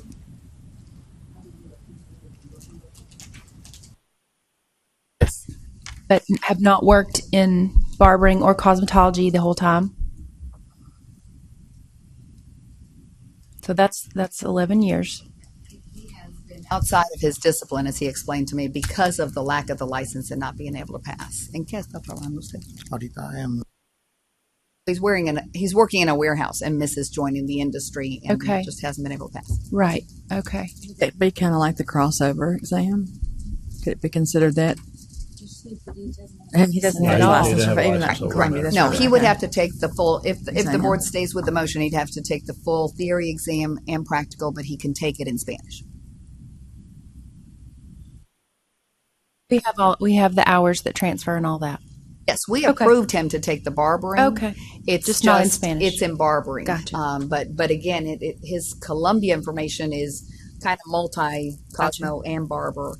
It's not as specific as ours is. Okay. They're allowed to do one industry. It's one industry. That's clear. No more questions.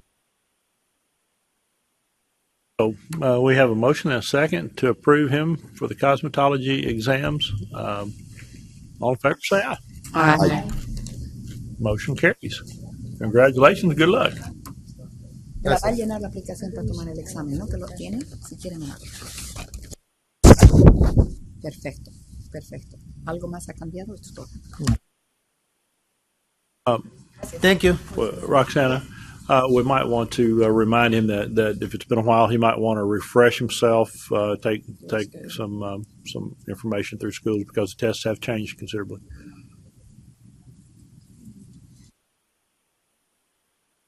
Last week, it's also, a little, the rules and laws he'll have to refresh as well. O sea, que esas cosas sí, practique para el Ya, examen. yo traté.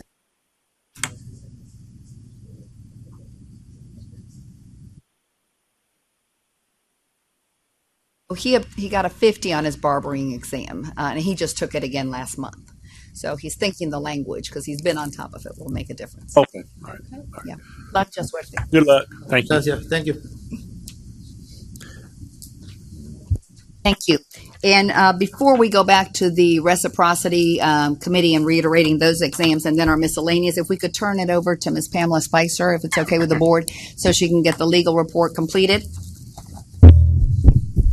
Good morning, everyone. Hello. The committee met this morning, and before we get started, I just want to reiterate on number 59 and number 60.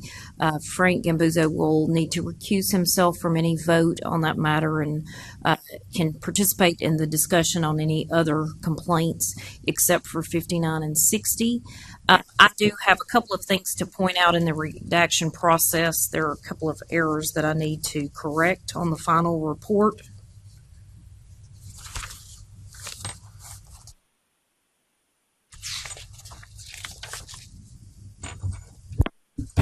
On number 35, on the recommendation, it's cut off. It's authorized formal hearing, authorized settlement by consent order with $1,000 civil penalty.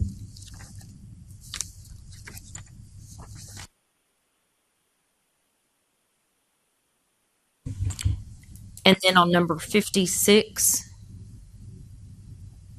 in the summary, it says pursuant to inspection, this shop license was found to be expired and the owner's license was expired and no manager was present, which justifies the $700 civil penalty that's recommended.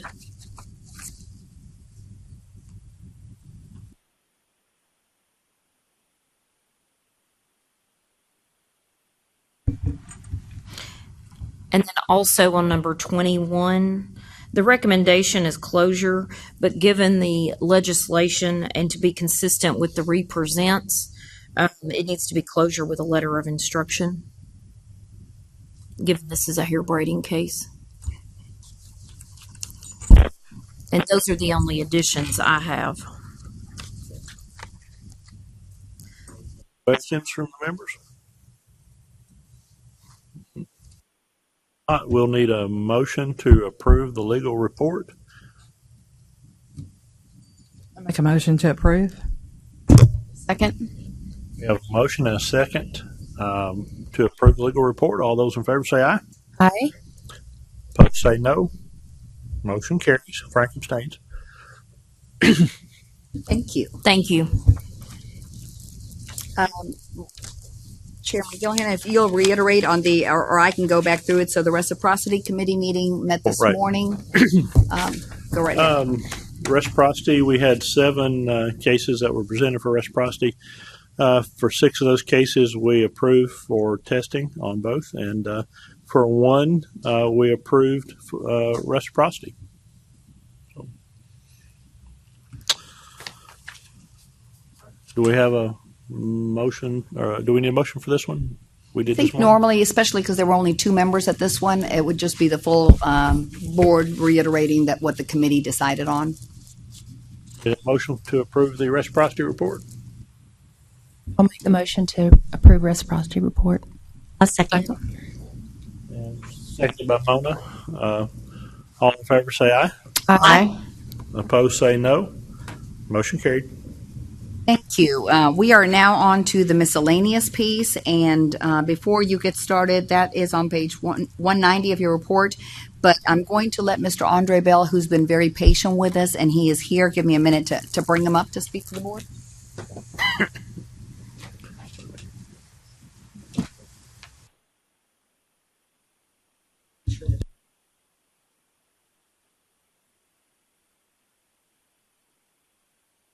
So you don't have the information in front of you, but I'm happy to go over that. Mr. Bell was presented to the board at the April board meeting, and the board requested that he appear in person to answer some questions.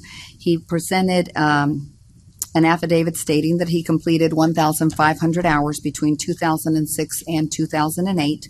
The school that he attended closed in 2018 without letting the board know that they were closing. This was Jets College of Barbering.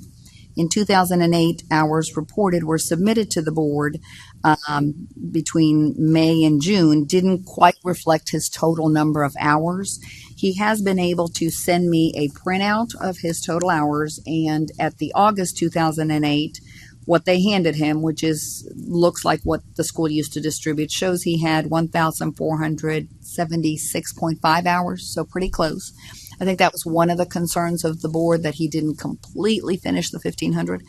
And so that appears to be a lot closer than the 1,000 and I think 1,100 is what I'd given the board at the last meeting. So we had some concerns about that. Along with that, Mr. Bell explained to the board, and we presented that last month as well, that he'd made a mistake when he finished school and obtained a fraudulent license in 2010. That license was revoked in May of 2014. So that's kind of what we presented in April. He's happy to answer any questions you have. And at this point, if the board approves him, you would be taking the exam, correct, in order to become licensed? So that's his request. Yes, ma'am. Thank you. You would be taking the exam in which discipline? Barbering or cosmetology? Yes. Barbering.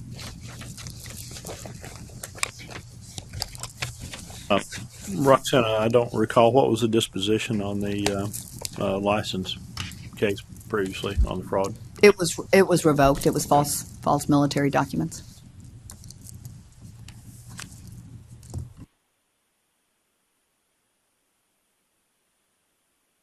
Have you taken the exam before? No, ma'am. Okay. Have a reason why?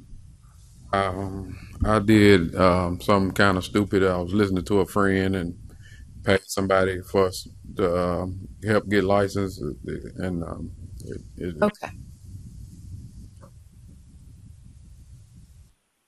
Like you're prepared for that exam? ma'am. Do you feel like you're prepared for that exam? Well, I need to brush up a little bit. Mhm. I know I pretty much need to brush up some, but I have the book and I've been reading through it and looking through it, so I've been kind of staying on top of some of it.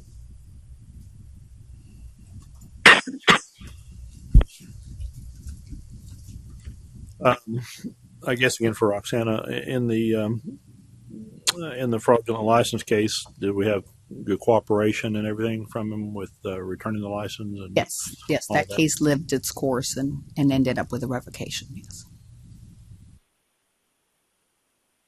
I appreciate you going about this the right way this time. Yes. Thanks for coming back.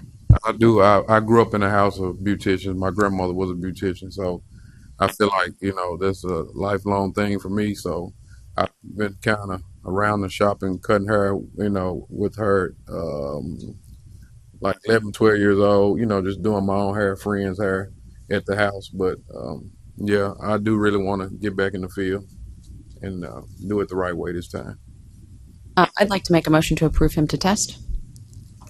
I'll second it. We have a motion and a second by Mona to approve for the tests.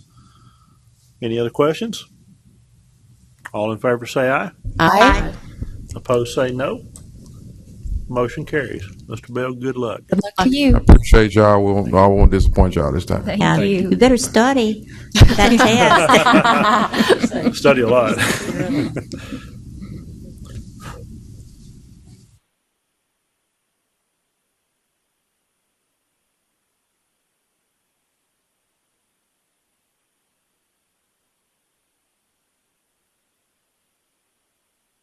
Okay, thank you. Now we get back on your iPads, and you're on page 190.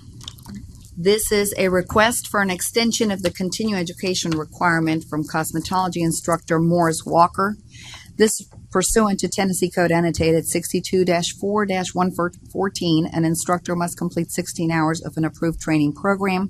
It's at the board's discretion to approve up to one additional year extension for good cause.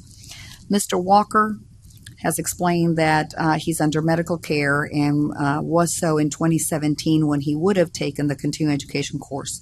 The doctor's letter is provided for your review.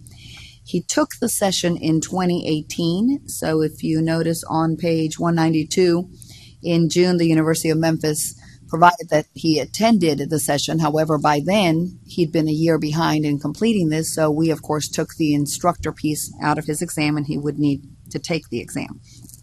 He is asked consideration based on the statute's one additional year extension so that the 2018 course can count for the fact that he missed it in 2017. Where he's a little unique in his request is that the board normally sees those requests for extension before the year time is up. It's up by an entire year from when he even took it. I don't know why the delay reaching us between June 2018 to now. He's obviously not teaching, right? But I would presume that he's wanting to teach or has an offer to teach at this time. So the statute... He's not had an extension before, correct? No, he has not had an extension before. Obviously, the medical reason is a definite good cause reason. The concern and the debate here would be he needed to have attended a session by 2017 when he renewed. So he didn't ask for the extension. The statute says then in order to get your instructor license, you retest. So he went ahead and went in 2018 without the board's approval. So again, we didn't give him the instructor license back because it didn't really meet the requirements, if that makes sense. So it's a little bit unique. Out of order. Yeah, out of order. And I hate to put Ashley in that middle because we've not done this. It doesn't mean that we can't, but normally speaking, to have that year extension, it's the board that allows the year extension, and now we're really 2 years past it. So. Well, I like that he went to the class, though. Sounds like he was asking for forgiveness before permission, just to get some good credit in there. Is there anything in our statute that would prevent us from awarding this? I don't know that it foresees it this way. It allows the 1 year extra time, and that is exactly what he did. Instead of going June 2017, he went June 2018. But in that same statute, it says the board may grant for good cause up to 1 year. So the fact that now you're 2 years behind, I guess depending on you could debate it. The fallback is taking the exams. They don't lose the hours, but yes, he'd have to take the exams. But I mean, you could see it as a request by having taken the course, obviously. And we've been pretty lenient on the year extensions to date, allowing people to use that. I guess I would like to approve this extension in this unique circumstance, but clearly also send our recommendation with him on how this should work going forward. I mean, he's got to attend a class. Well, based on the statute, he wouldn't be able to get the extension again. It's a one-time thing based on the statute, yes. When would he be due to go back to that? This year or next year then? 2019. So by the summer again, he'd have to go back. Yes. You're up again. Was the motion made? Yeah, it was a motion to approve the extension. Do we have a second? Forgiveness, not permission, to your point, Kelly. I'll second that. The motion is to approve this in this unique scenario one time. So we have a second. All in favor say aye. Aye. Opposed say no. Motion carries. You. And again, we need to notify him he has to have this year. Yes. Just so there's no confusion. The next item is not on your iPads. This is a situation of continuing education as well, so bear with me. I do have a printout of what was submitted Friday late, in case you do need to see it. This is a request for an extension of continuing education requirement for cosmetology instructor Rita Cunningham, pursuant to Tennessee Code Annotated 62-4-114. An instructor must complete 16 hours of an approved training program. It's at the board's discretion to approve up to one additional year for good cause. She obtained her instructor license in 2015. The board records show that she attended the session that she needed to, and she did the online piece. So it is kind of my gut that she intended to maybe do the online again and waited till the last minute. But of course, at this point, she can't do that. Her license expires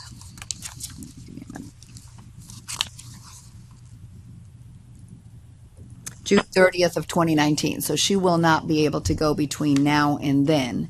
But if the board grants her the full extension, she can't teach, which I think is going to be an issue. So she'll likely attend in June or in July and go wherever. But if the board grants it, then this is the one-time extension, and she'll be able to hopefully go soon. Make a motion to grant the one-time extension. Motion and a second to grant the one-time extension. All in favor say aye. Aye. Opposed say no. Motion carries. Thank you.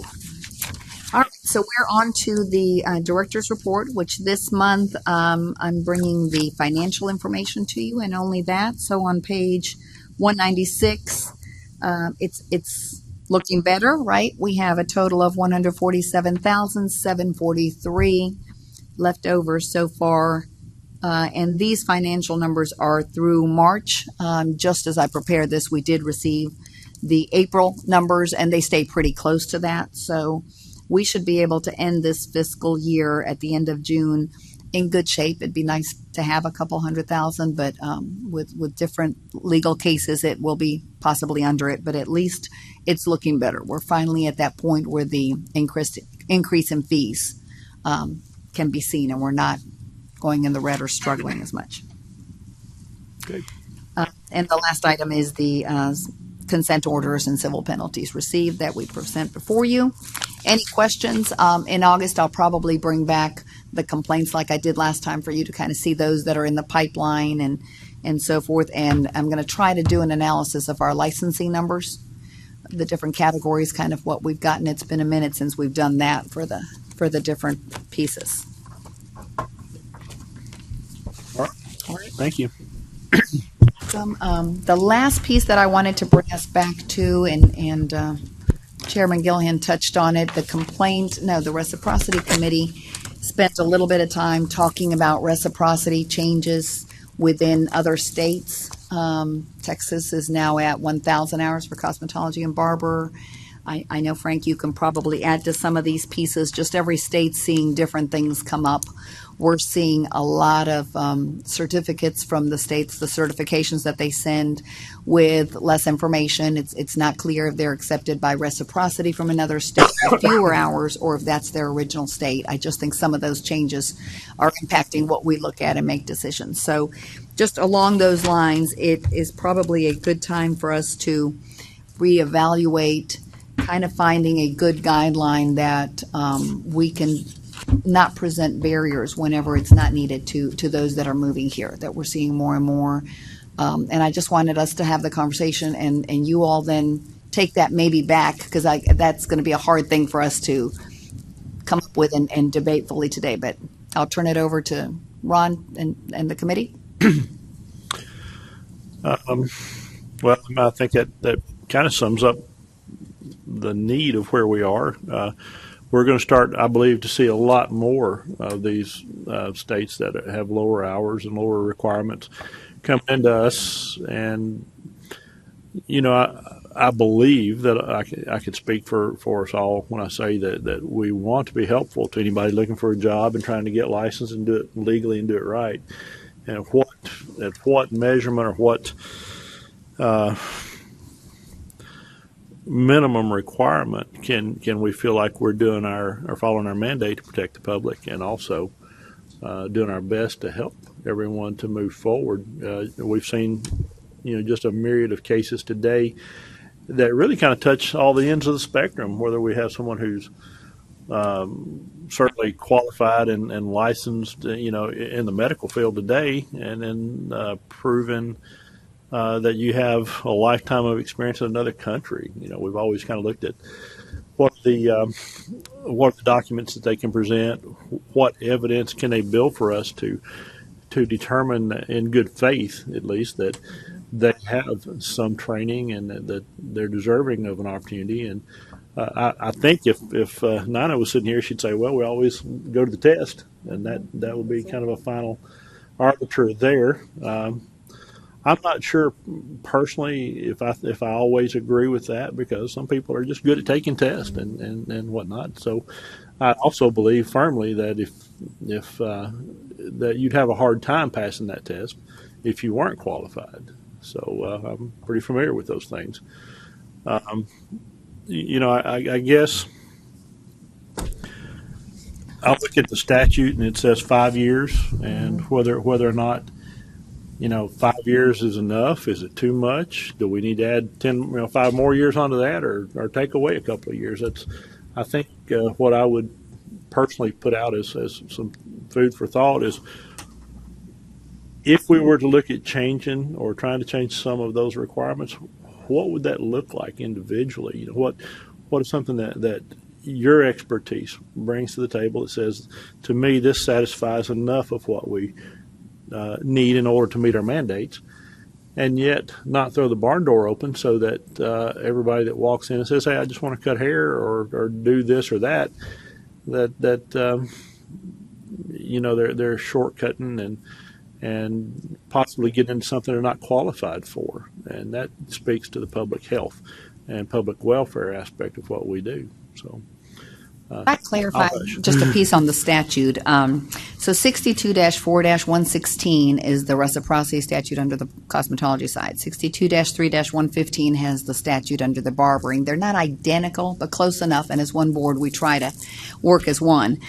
What it actually says is that when you receive the fee, the board in rule or board may at its discretion grant a license without examination if the person, and so it's a two-part if, holds a valid active license in the United States or U.S. territory that substantially meets. And so we've held on to this substantially meets, and I think you all have done a fantastic job. We've been consistent, and I don't think we've done anything wrong. But then there's an or has the 5 years experience. So it isn't the both. It's don't have to take the exams if you have this active license that substantially meets, or the 5 years. So what we've done to be flexible and understanding of all these things is looked at the 5 years experience or pretty close to that to substantially meet the missing hours if they're coming from New York with 1,000 hours or Florida with 1,200. And so we've I think done a pretty good job trying to be consistent with everyone. And so, you know, now's a different time. Other states are facing the same thing we are, trying to be more welcoming, less barriers to entry. And so I think everything that you said, Ron, is fantastic. But I didn't want you to think that you had to have the 5 years. It's to not have the exam, you'd need them. So we've looked at it then from both angles and said, with the 5 years, we don't want to send you back to school. But the 5 years now are posing a problem because people are moving so much more. We're seeing that, I think, in every industry. You know, attorneys see it more in the medical field. So with that real mobile society, folks are coming to us from New York with 1 or 2 years. And in those shops, the conversations I'm having is, I did everything. You know, what do you mean go back to school? I've been supporting my family, and now I have to go back to school, but I'm not going to learn anything. I did that. And so I think those are all things that you all in the industry and being the experts can take with you to see what is our next stage. I would like to speak to the board about the medical spa registry, and it really applies to the doctor that we approved for an esthetician's license today. And I know I didn't say anything when that was going on because I didn't really think this through, but in 2015, 2 bills were brought to the legislature, and I worked very hard in protecting my own business, my own job. And estheticians have progressed in like laser hair removal, and they've progressed a lot in the technologies of many skin rejuvenations. But that is because of an agreement with the Department of Health, and we developed the medical spa registry. And estheticians can work and do progressive treatments like this under a medical license. So if someone comes, like the doctor today, and she's presenting that she's going to work with a plastic surgery group, if that plastic surgeon registers under the medical spa registry, through his scope of practice that he can delegate it to anyone. So it wouldn't necessarily be an esthetician, but it would be someone who, that the doctor would be willing to put his license on the line, per se. So, you know, those are opportunities for people that would come to us for reciprocity. But if they plan to work in a physician's office under a medical license, there's really no reason for the aesthetics.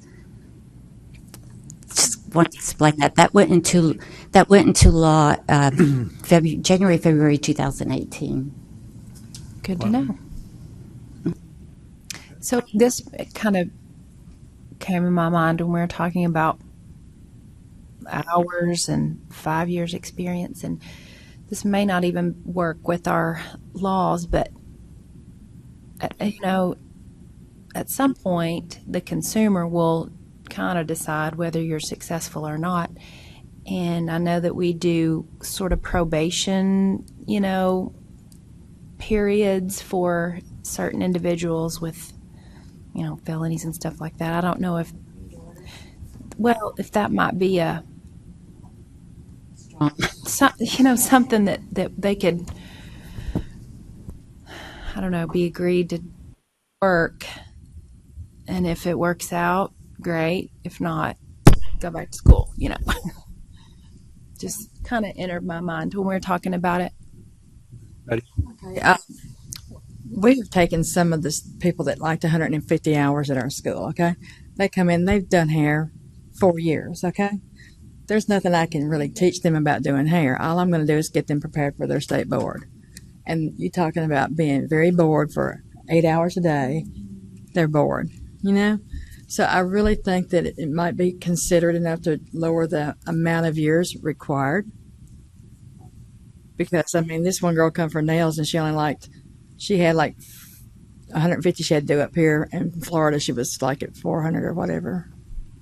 Florida's really low. Yeah. But, you know, and she was, I mean, and that was her cosmetology, I'm sorry. And she knew everything. She's like, there's nothing I can do here, you know. Just have to sit here and get my hours. Okay. Which is So, I mean, it's a lot to, I mean, it really, if you're somebody's that short, but they have the work experience, that's why I'm thinking maybe lower the work experience from 5 down, just some, Yeah.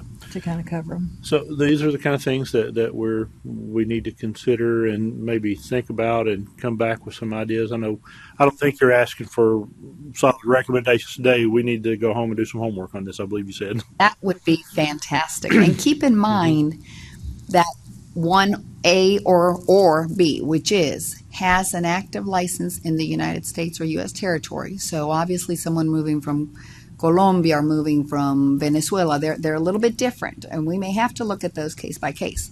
But if you have a license in the United States that's active, that piece of the statute says substantially meets. That's where we've come to try to be really clear-lined, or to not take the exam, do the 5 years.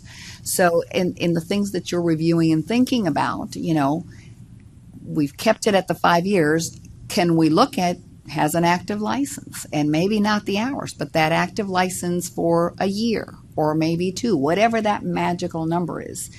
And then the exam. You pointed out, you're right. I think Ms. Coppinger would say that exam protects us. And I think a lot of applicants, although they may not love the exam, generally speaking, as long as they can get out there, do their thing, and then be able to get licensed to provide for their family, they are okay, versus going back to school, to what you point out, and maybe not learn, because in New York they might have had that opportunity to do it all. So I love the thought that you all can think about this and come up with. It doesn't. It could be as simple as long as they've got a license, here's that magical year, and then if they to think about our substantially meets. How do you want to evaluate that? And we come up with it. I would add, too, that just like some states have some higher hours than we might have, or some other requirements, some states, just on the barber side, Florida comes to mind, that Florida barbers don't necessarily do manicures. And so when we grant that license in Tennessee, they've not been trained at all in manicures, and probably that barber from Florida may not ever want to do manicures, but our license gives them that right. So, in that scenario, I think the testing part of it kind of catches that component a little bit. You either know the theory and know the practical side of that, or you're not going to pass that on your test. I believe that's still the number one thing missed by barbers in Tennessee. And I think it's probably the number one thing that should be removed, because 99% of barbers I know, not one would do a manicure if you told them you'd give them 99% commission on a $500 pedicure. I mean, they're just not going to do it. So I think a lot of this is leftover from antiquation through the years and the system. I mean, you talk about hours. I mean, I've hired kids that came from states with 2,200 hours, and I've hired them that came from 1,000 hours, and the ones that came from 1,000 hours weren't necessarily any less good, and vice versa, right? So it's just, all of it is,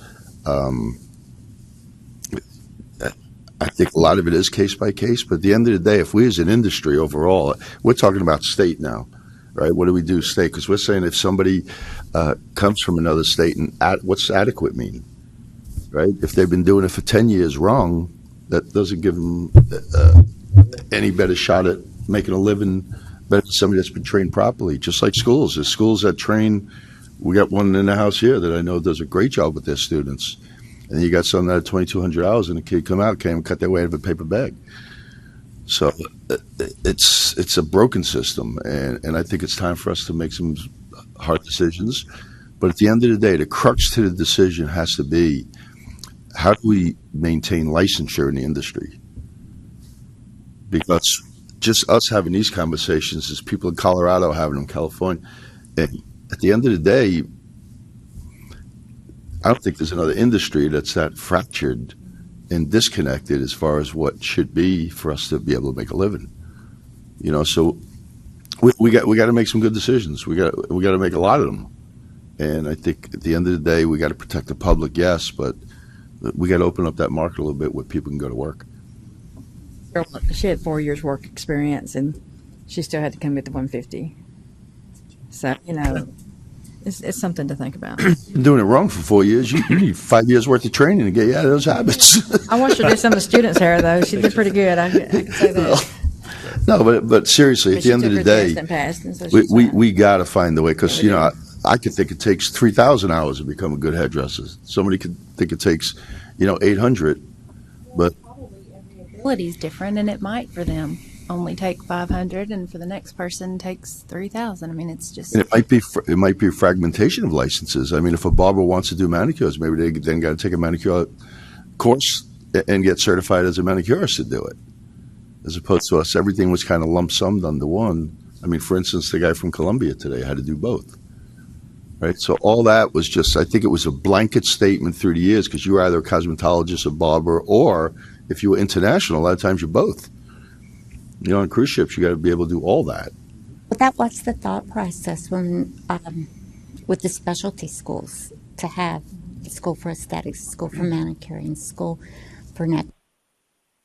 That we could segment those things and not just all march through cosmetology. Estheticians have no interest in hair, Vice versa. Exactly. Yeah. Okay. All right. Anybody else? Okay. Well, it's good to see everybody here today. And do you have anything else, Ms. Roxanne? As you are thinking about this, and it may be tonight as homework or in the next, just before the August meeting, those of you that are inclined to do so want to write up your thoughts on here would be my thought of what we should do. I will be happy to kind of put those together. You can't talk amongst each other, but maybe even before the next meeting with the items that I send for the meeting, you can look at what your colleagues have done. And so in August, we have a full-blown, not necessarily a work session, but in reality, we look at what everybody's come up with to guide us, so that we can get, the change that we see everywhere, we can follow suit maybe. Before we close, I'd like to say again, welcome and goodbye to our wonderful legal representative today. And apparently we're either really good at training attorneys or we're really hard on them. I don't know what it is. You're really good. You're really ready good. for the next level. We'll need a motion to adjourn. I think there should be a minimum I'll of second it. 2,200 hours for an attorney that's suspended board. We have a motion. We have a second by Mona. All in favor say aye. Aye. Those say no. We're adjourned. Thank you. Yeah, have a good day. Thank you, Ms. Thank you, Granger. Thank Yvette. you for participating with us. Have a great day. Okay, see y'all soon. Thank you. Bye-bye.